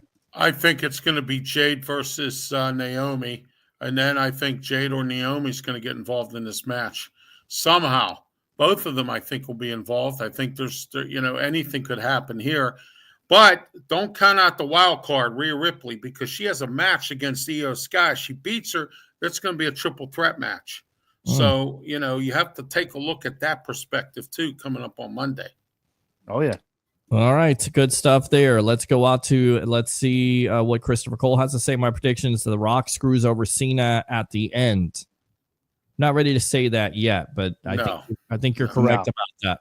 The next prediction, which when CM Punk cut his promo and then attacked Roman Reigns, which was classic, by the way, you guys watched that. He mentioned the favor. We don't know what the favor is. We months ago, where CM Punk basically said to Roman Reigns, you guys both couldn't beat me without each other. They're talking about him, being a part of the Shield. There was talk of CM Punk, and this was supposed to be his group, and it wasn't. Then CM Punk left, and how he saved Roman Reigns' family, and the favor is going to come into play. Well, they say here, Bleacher Report, Paul Heyman stunner. They actually say that Heyman in the past has turned on guys like Brock Lesnar and may turn on Roman Reigns once again for CM Punk. He's going to be a big part of it. I will say this, and this is what I was thinking about the other day, and I'm going to go full screen on this. The storyline to me is not John Cena versus Cody Rhodes. The storyline, because there's always a storyline to it. The storyline last year was Cody Rhodes finished the story. The storyline this year is CM Punk has never main evented WrestleMania. So if you're doing all this and you're putting a favor, who's to say that eventually CM Punk is not in that main event and CM Punk wouldn't win the title with Paul Heyman's help? Because that's the storyline, in my opinion. Louie, what do you say? I don't know why that did that. It's tough because it's just like, how many triple threat matches are we going to have at WrestleMania? And as much as I'd like to see that, I would love to see CM Punk win the title. I really would. But it's just like, I don't know how they would go about of doing this for it to all really make sense. So how would I get Paul Heyman owes him the favor, but what is Paul Heyman going to do to get him in that match? How do you just, because it's almost like they have to be careful with stuff like that, guys, because it's just like, if you're doing that, now it's just like the Royal Rumble is kind of irrelevant. Oh, I don't need to win the Royal Rumble because I can just insert myself wherever I want. Or I can, you know what I'm saying? They have to be very careful on how they do this. Maybe, maybe the favor is, hey, you get me a match on the Raw after WrestleMania with the champ. Maybe he does. I do think eventually I think Paul Heyman's run with Roman is over. I mean, because I said this before, Roman Reigns was stale for a very long time. I said, take the shirt off, take the bulletproof vest off of him, or whatever that was. I believe it was supposed to be a bulletproof vest. Take the vest off of him, show off the Samoan tattoo, put him with Paul Heyman, let him be a Samoan badass. It worked. It worked for what, 4 or 5 years? It's stale now, and we need something fresh. I want to see Punk and Heyman again. That run was epic. That was some of the best work. Him against The Undertaker, the personal stuff about Paul Bear, just the things he was saying about The Rock, and just Heyman kind of getting involved. Like, that was great stuff, and I'd like to see that continue. But again, how would you go about booking that match on the night after WrestleMania? Like, where do you go with John Cena? Like, it's so there's so much. I don't know. It's tough. This is a very strange WrestleMania card. Very strange. Where last year I felt like I kind of had like my finger on the pulse there. I kind of knew where they were going, but this year it's very strange because again, no Rock. We haven't seen the Rock. We don't know what they're doing with. Like, what's the stipulation for that triple threat match with Roman and Seth? And what are you gonna do with Seth? After that, how does that match? How does he look after that match? And where does Roman go after there? Like, does he go on a tear because his wise man is no longer with him? So I mean, I don't know, Ralph. What do you think? Because again, to me, this is a very complex WrestleMania card. I agree with you on that, Louie. But here's what I have my perspective on this. I think that triple threat match could be for the number one contender spot, which means if one of them three win this, they could pick a title they want to fight against, kind of like a Royal Rumble thing. And I think that might be where the favor comes in. CM Punk, Paul Heyman screws over Roman Reigns. Seth Rollins gets screwed again. CM Punk becomes the winner and number one contender. And then goes to SummerSlam or one of these other pay-per-views and fights the champion. It could be John Cena or Cody Rhodes. It could be Jey Uso. Or Gunther. I'd like to see CM Punk fight Gunther. That's what I'd like to see. That'd be a pretty good title too. That'd be a great match. All right. The number one prediction for them from Bleacher Report, John Cena wins number 17 at WrestleMania 41. Yes. It's the logical conclusion with him going in first place. Is that the way we want to remember John Cena winning the 17th as the heel? I mean, I don't know, man. I didn't picture that. John Cena going heel winning the 17th. He's gonna win 17th, Peter. And the rumor I'm hearing is he's gonna lose it at SummerSlam back to Cody Rhodes. That's the story I'm hearing. Does that work for you guys? I like that. Yeah, that's the story I'm hearing. It's gonna happen. SummerSlam, Cody Rhodes versus John Cena in a rematch. He wins the title back. And then Cena just retires and goes away in the sunset in the next two pay-per-views.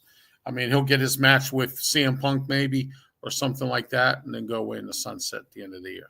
I like that, Ralph. I like that a lot. And I think that's a good way to introduce a new championship belt. You know what I'm saying? Because Cena did say he was going to ruin professional wrestling. He was going to ruin. This was the last. And let's face facts, guys. Is it the WWE Championship? Is it the Universal Championship? Like that title, and then they brought out a gold title because Reigns had both titles. I mean, I feel like Cena winning this title and then putting this title to rest at SummerSlam and just kind of bringing back the heritage back, the winged eagle, it would be amazing in my opinion. I think it kind of resets everything and it really brings in the new Paul Levesque era of WWE. They need it because that championship to me is, I'm not a fan of it. It's god ugly. I'm sorry. It's just terrible. All right. One other thing you got to look at here is another scenario that I have that could happen. Okay. Cody Rhodes could go to Money in the Bank, win the Money in the Bank, and have the briefcase, and then he could cash it in and face John Cena. I think that could happen. That could be a scenario right there. And not only that, into this, and where are we going to get a match between The Rock and Roman Reigns eventually? Yes, that could happen. Absolutely. Yeah, there's a lot of scenarios here, guys. It's just the fact that how's creative in the WWE going to put them together. And there's so many too because like with all the departures from AEW, yes, one guy included. He's one of my favorites who is very underutilized. Where is he going to fall in the fold of this with Malachi or Aleister Black, whatever he's going to come back as? Because I think he's going to be a big time player with WWE. It's unfortunate his run, Peter. We talked about this last week. It was very unfortunate his run over there. I think where does he fall into all this stuff? I mean, is he going to be doing feuds with Damian Priest to kind of get him warmed up to the crowd? You know, Damian Priest kind of had his time. I think I wouldn't be shocked I'll go ahead and call it right now. I wouldn't be shocked to see him kind of do something with Damian Priest right off the rip. That'd be that, or he could be in the Wyatt Six, guys. That might be because he's great, maybe they might rebrand. I don't want to see the Wyatt Six anymore. I think they kind of messed that up a little bit. They messed that whole thing up, Louie. They tore that apart. When they came back with Bo Dallas, forget it. Yeah, it goes back to what I was saying, Peter. We talked about this. I said, yes, the whole House of Black thing. Like, I agree with Jim Cornette with all the supernatural stuff. It's dumb. Stop insulting my intelligence. I know you don't teleport. Stop. Just if that's if you want that dark arts persona, carry yourself like that. Kind of like what Roman Reigns is doing. He's embracing his heritage. I'm a Samoan badass. Embrace that. He's not, he's not coming down with fire and stuff like that. He's not doing any of that mythological stuff of that heritage. And that's the biggest advice I could give creative for WWE with Aleister Black or Malachi Black, whatever he's going to come as. I don't want to see any of that supernatural stuff. Even when he was Aleister Black, that's where, because the crowd, like Tommy End, whatever he goes by, he's a great performer. I think we can all agree to that. He had some of his most fantastic matches in NXT with Adam Cole and Tommaso Ciampa. Like, he had awesome matches. Even one with Velveteen Dream. You guys remember that one? That first match, and he sat in the middle and he goes, whatever, Velveteen Dream. Like, it was perfect. The guy, who Velveteen Gilbert. Yeah. But what I'm saying is he could work with anybody. You just got to stay away from all that supernatural stuff. And I think he'll be a success over there. And just be himself. Yeah, just be yourself. Remember when he was Tommy End, just be yourself. Okay, you got the symbolism on the vest. I get it. That's what you're into. Cool. But just the Muay Thai stuff and all that, I like that. Like just be a badass. Just be the dark arts badass. I agree. And that's it. All right. Last story, and then we're going to get out of here for the night here. Appreciate all the support here for the show. Over 3 hours. Crazy. Saraya, formerly of Paige of WWE fame, says, I'm here to tell you that me and AEW's relationship has come to an end. I had an amazing time there. There's no bad blood between us. I had such a magical time. It's just me thinking I just don't fit in right now. I feel like I might be taking someone else's spot. Someone who could be doing something really special. She also had this to say when it comes to going back to WWE, because she tweeted out her former theme song. So everybody assumes she might be coming back. Would make sense. Yes. I love WWE. I don't have any negative feelings toward them. I mean, they raised me. They saved me a lot. I appreciate them so much. The idea of going somewhere else was only because the potential of my brother being there was a big thing. I just wanted him to be a success in wrestling, but I love WWE. I would absolutely, if there was something that they needed from me, which was exciting, I would definitely go there. That would be silly for me not to. I feel so, if there's an opportunity to do something fun, hell yeah, I would jump on board. What do we make of this? Is this an opportunity to where we see her coming back, limited dates? She did wrestle a little bit for AEW. It didn't necessarily work. I don't think Mercedes Moné has worked out in AEW. In fact, even though she's a champion of everything, it's just flat to me. I don't know. Promos suck, Peter. Well, AEW, you and I, Peter, have had this discussion before.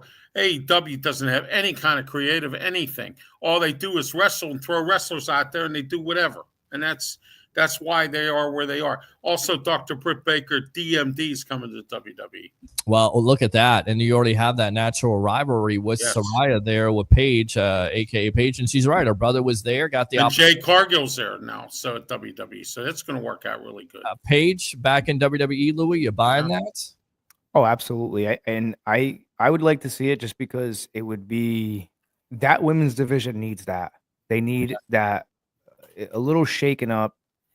And it'd be fresh to see not a new face, but a fresh face like infused into that women's division. I'd like to see her against Charlotte. I mean, hell, I think next year's WrestleMania for the women's championship is if it works out. I think I'd like to see Rhea Ripley and Paige. Why not? Wow. I could think. WWE, you're welcome. Just made you $1 million. There you go. Take my money. Absolutely. Yeah. And then the last thing of the night here, AEW and Tony Khan, they always pat themselves in the back. I love the competition. I think it's great. but they said there was a tweet out there. They out-survived Monday Night Nitro. The only problem with that, guys, and congratulations on surviving, getting ahead of Nitro there and all the years. But the only difference is you didn't go head-to-head with WWE Monday Night Raw. You didn't beat him 83 weeks with Eric Bischoff. You didn't take those chances. I'm not saying the wrestling isn't good, but we've talked about it over and over again. If they get somebody that can write for them, if they do long-term storytelling, right here, this guy, right, there you go. Get that guy. I say Vince Russo. I don't know about Vince Russo. I'm just joking, guys. Right. And Eric, it's just taking a shot at Eric Bischoff at the end of the day. To me, Eric Bischoff is amazing. We'd love to have him on this show because he's an innovator. Say whatever you want to. I have a huge thing for him. I want to know what happened to Shane McMahon. They were supposed to have him on there doing something. I don't see it happening. You're in the McMahon family. It's just like taking a swipe at Vince. Vince would never forgive Shane. It probably AEW. Here's the thing with AEW, guys. Yep. What have you done lately? Congratulations, you survived longer than Nitro. What have you done lately? Yeah, the early years of tournaments AEW, with brackets, like they're trying to do, like the NCAA. Yeah, man. Just again, and Ralph, I was telling Peter about this last week. I mean, when AEW first came about, you've seen a couple of guys jump ship. Malachi being one of them, and a few others, Jericho and all them. And early on, it was money. Like I was like, all right, hey WWE, look, they're coming up. I said one of the greatest debuts AEW had was Malachi's debut when he kicked when he kicked Arn Anderson's head, and then they dropped the ball. You want to know why? Creative sucks over there. Yeah. They have no creative. That's the whole no thing. Creative. They have nothing. That whole Malachi's promos. That's the Malachi I want to see in WWE early on. Those promos against Cody Rhodes, building that story. He was single-handedly doing that himself, and AEW it was just a shock to them, and that was a good feud. That was a damn good feud. The build up to everything, and then you would think, hey, here's this guy. They're gonna launch him, and nowhere. It's the same thing with Hangman Page. He's not very good in my opinion. They have no direction, Louie. Yeah, no direction whatsoever. Well, listen, they didn't have any direction. This came down to this. We should have knew this when a guy like CM Punk, and I get it. There's some people who say he's hard to work with. When CM Punk came into that locker room, and you heard him say, these young kids don't give a damn about, just paraphrasing, because he said worse. They don't care about what I'm saying. They're going into business for themselves. I mean, you got a guy who's a veteran, who is the best in the world in CM Punk, who knows how to cut a promo, do a pipe bomb. You can learn so much from him, and he's trying to teach these guys. And I think CM Punk eventually will hang it up and be one of the promoters and be a teacher or be a coach. He's doing NXT a lot, though. I see. I could see it happening because he's that type of guy. He wants to be that. You know what it was? A bunch of kids over there. It's funny because he kind of dropped that same line this past week too. He's like, "Oh, it's like I'm working with children again." That was perfect. AEW has Kenny Omega still. They had CM Punk. They had Cody Rhodes. They have Chris Jericho still over there. But when Cody Rhodes and CM Punk left, that's when it started going downhill. And Kenny Omega's been out, so he can't pick up the slack in the locker room. So what do you have left? Jericho. Well, yeah, Will Ospreay. I think he's very talented, but again, it comes back to he can't. He's not a leader, Peter. That's the bottom line. You got to have a veteran leader, just like you do in a locker room of an NFL team. You got to have some kind of a veteran leader. You have to be one to be coach. And that's the problem. A lot of these kids, like the Young Bucks, a lot of egos there. A lot of egos. Exactly. I think you know how to run a wrestling. I've said this about the Young Bucks. You had really cool merch. The Bullet Club stuff was awesome. It was a cool alternative. But and Jim Cornette used to call them out all the time. Can you do it in the big time? All right, you got to this point. The Young Bucks could never, ever, I don't think in a million years, and I'll debate anybody on this. Are they talented? Yeah, cool. But even I look good jumping around on a trampoline into a pool and doing all this stuff. Could you do it in the WWE in front of 80,000 people at WrestleMania? You want to know why? Because everything you're doing, you think you're still on the indies. You're not on the indies. And that's the problem. They think this indie stuff is going to work. This indie stuff does not work. Like, that's why AEW's viewership is 600,000, and you have WWE. You go on YouTube right now. You look at a WWE clip right now. It's over 1 million views. You go to AEW. What is it? 200,000 views. I think John Moxley is the champ is getting old too. Well, it's getting old, and that's their ring barrier. That's the guy. Christian Cage with that clipboard. That's getting old. Yeah. They have a lot of old stuff. Like I said, these tournaments with these brackets and take 6 years to get somebody. You're to losing the belt. talent. Yes. You're bleeding. You're bleeding. Yeah. Penta has left. Ray Phoenix has left. Penta, he's been phenomenal to watch in WWE. Yeah. It's and a when his slow brother build. Ray Phoenix comes, look out. Oh, I think got a quick question for you guys before we wrap this up. Sure. Really quick. I want to read this. I yeah, want to read this tweet really quick. What Tony Khan had to say. Don't miss Wednesday night AEW Dynamite 289. Wednesday, April 16th in Boston. AEW Spring Breakthrough. We'll celebrate AEW Wednesday Night Dynamite becoming the longest running primetime weekly pro wrestling program in Turner sports history. Thank you to all watching AEW Collision Now. Listen, I understand where he's trying to go. He's trying to promote this brand. And it's just sometimes Boston. It was in Boston. Yes, it was in Boston. It's in Boston. Yeah, April 16th. Excuse me. I thought it was. Where's the I'll be in Nashville, Tennessee. Yeah. So where is that at TD Bank? I don't know. He's not selling out TD Bank. I know that for a fact. He won't sell out TD Bank. That's they big. haven't sold out, and NXT is beating them in ratings. Now, you wanted to say something here, Louie. Go ahead. Quick question for both of you guys. Sure. I'm curious to hear what the opinion would be. So, Peter, I talked to you about this a while back ago. Mm-hmm. I'm all about bringing back an old faction called the NWO. Of course. Right now would be a perfect time to do so because I'd like to see. I've been listening to Eric Bischoff's show a little bit more now, and I really like the knowledge that this guy has. The knowledge that he has is incredible.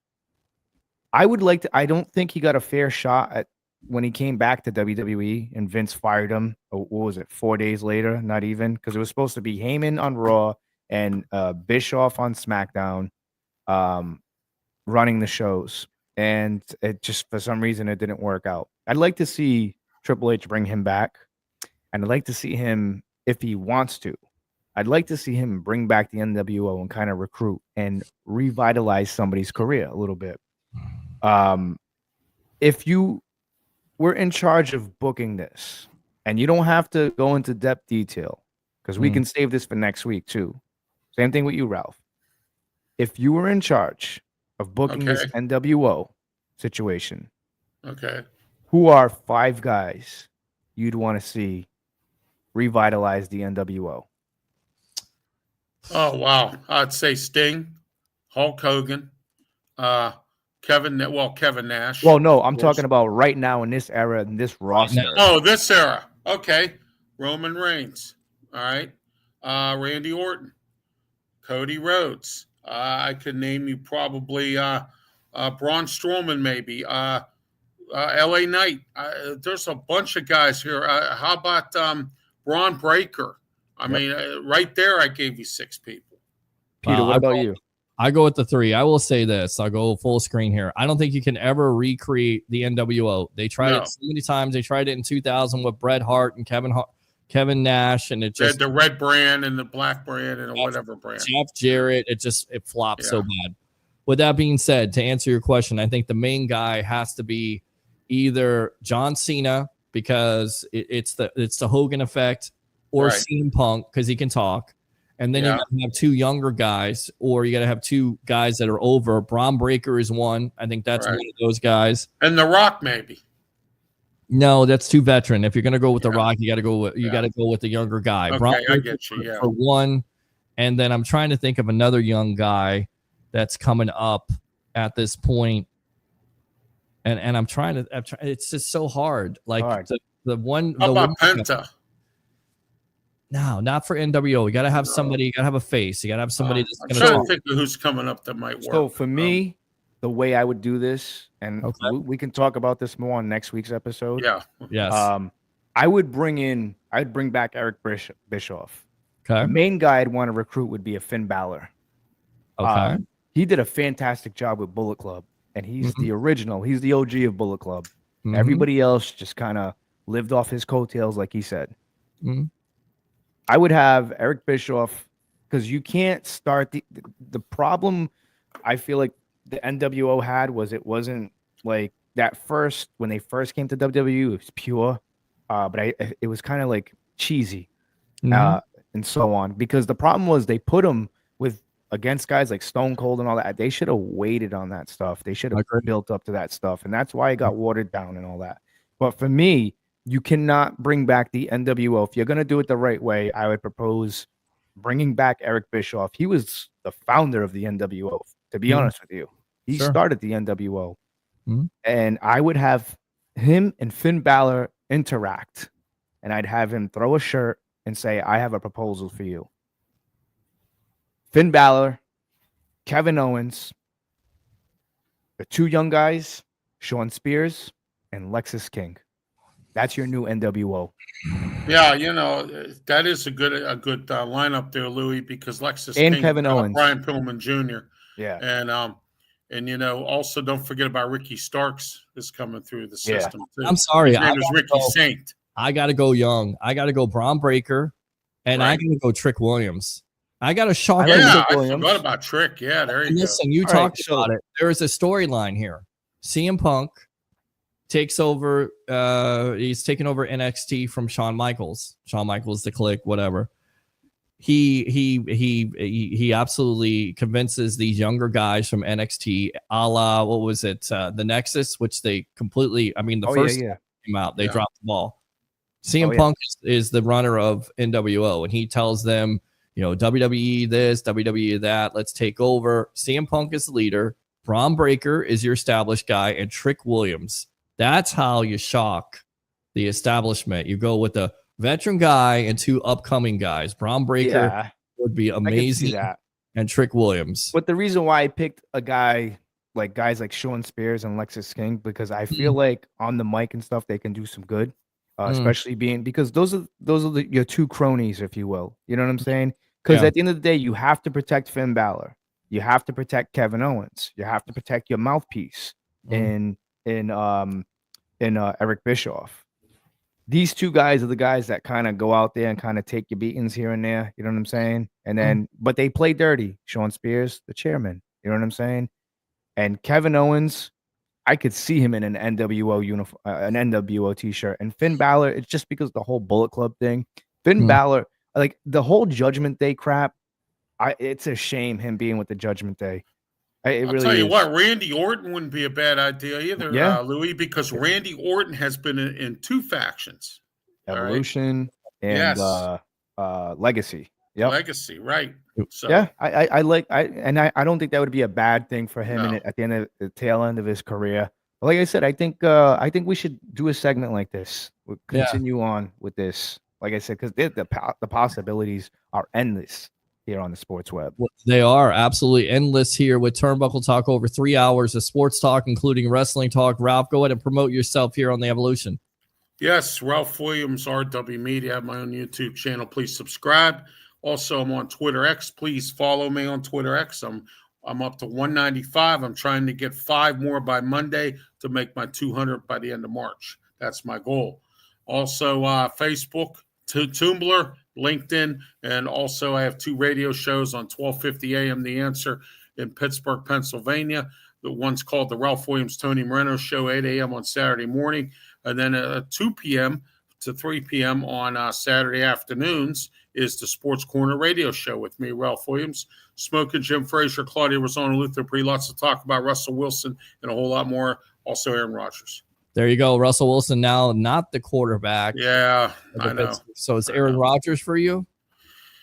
I really don't like the idea, but I think if they can't get Aaron Rodgers, they're going to have to go into the draft and get a quarterback, and I'm looking at Jackson Dart. Okay.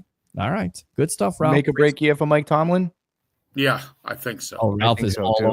Let me ask you guys. I've wanted him on for a while now. Let me ask you. Let me ask you this real quickly. If let's just say the Buccaneers experiment fails this year and Todd Bowles gets fired, and let's just say the Steelers agree to part ways with Mike Tomlin because he's been there a long time and it's just time for a change. Do we bring in Mike Tomlin? Absolutely. We bring him back home. You would bring him in, but I'll tell you this right now, guys. He has 2 more years left on his contract. That'll make 20 years. I think he'll step down after that, or the Steelers will say goodbye. Listen, because the Steelers don't fire nobody. They let their contract run out. It is no secret that the Glazers and their biggest mistake, and I think the reason why they hired Raheem Morris in the first place is because they thought he was going to be the next Mike Tomlin.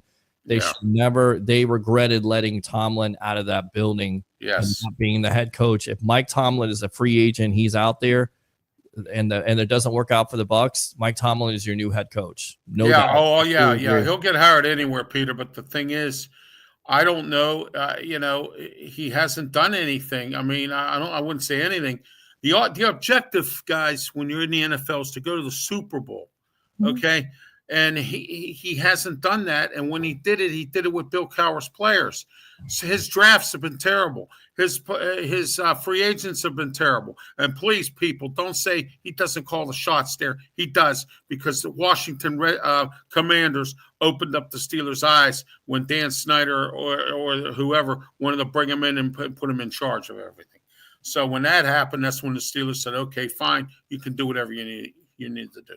So, and that's why we're failing, because of him. I don't think it's all because of him. He gets the most out of his players, but I think there are some fans there that believe that they should have more Super Bowls. It's tough. Yes. He's one of the most consistent coaches out there, and I think there would be several. I think if we would have drafted Dan Marino instead of Gabe Rivera, we would have won 10 or 12 Super Bowls. I believe that to be the case. There you go, Ralph. All right. Seriously. Ralph. I mean, we had a good defense and Marino's arm in the offense. Marino never had a good defense down in Miami. That's the whole problem.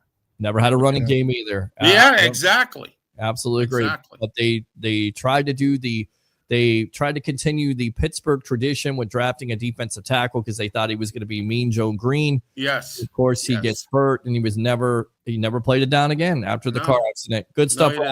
Appreciate you, boss. Thank you. Have a great one. Thank you, Louie. Have a good one. Talk to you guys next week. See you later. Here you go. Tag in right here. Let's go out to Mr. Louie.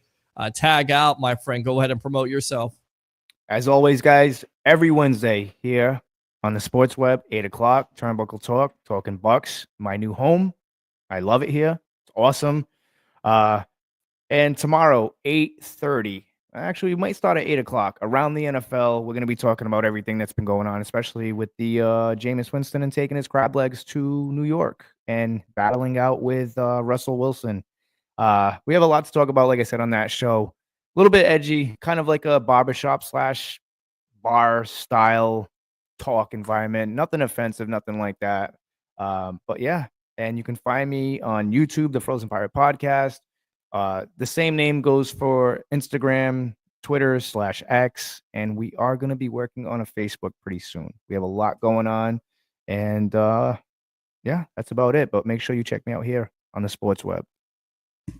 Glad to have you as always. Thanks a lot for the time here on Wednesday night. Absolutely. We'll see you next Wednesday night or sooner here on the Evolution, my friend. Anytime, brother. Anytime.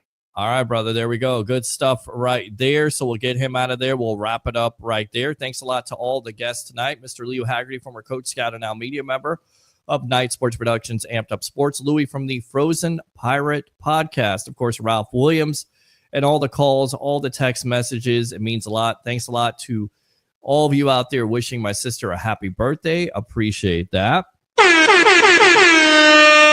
We will keep it down because the roommates are probably sleeping. We will say 3 things on this show. Bring your passion. Bring your excitement. Just don't bring any nonsense. I'm your host, Peter Blake, your Rolex reporter. What time is it? It's my time. And for fans of the Sports Web and the Tampa Bay sports fan, it's your time. We'll see you next time on the Evolution of Sports Talk Television. As always, go Bucs. And 2 days away, actually 1 day away from opening day with their Tampa Bay Rays versus the Colorado Rockies. Baseball is here. Have a good night.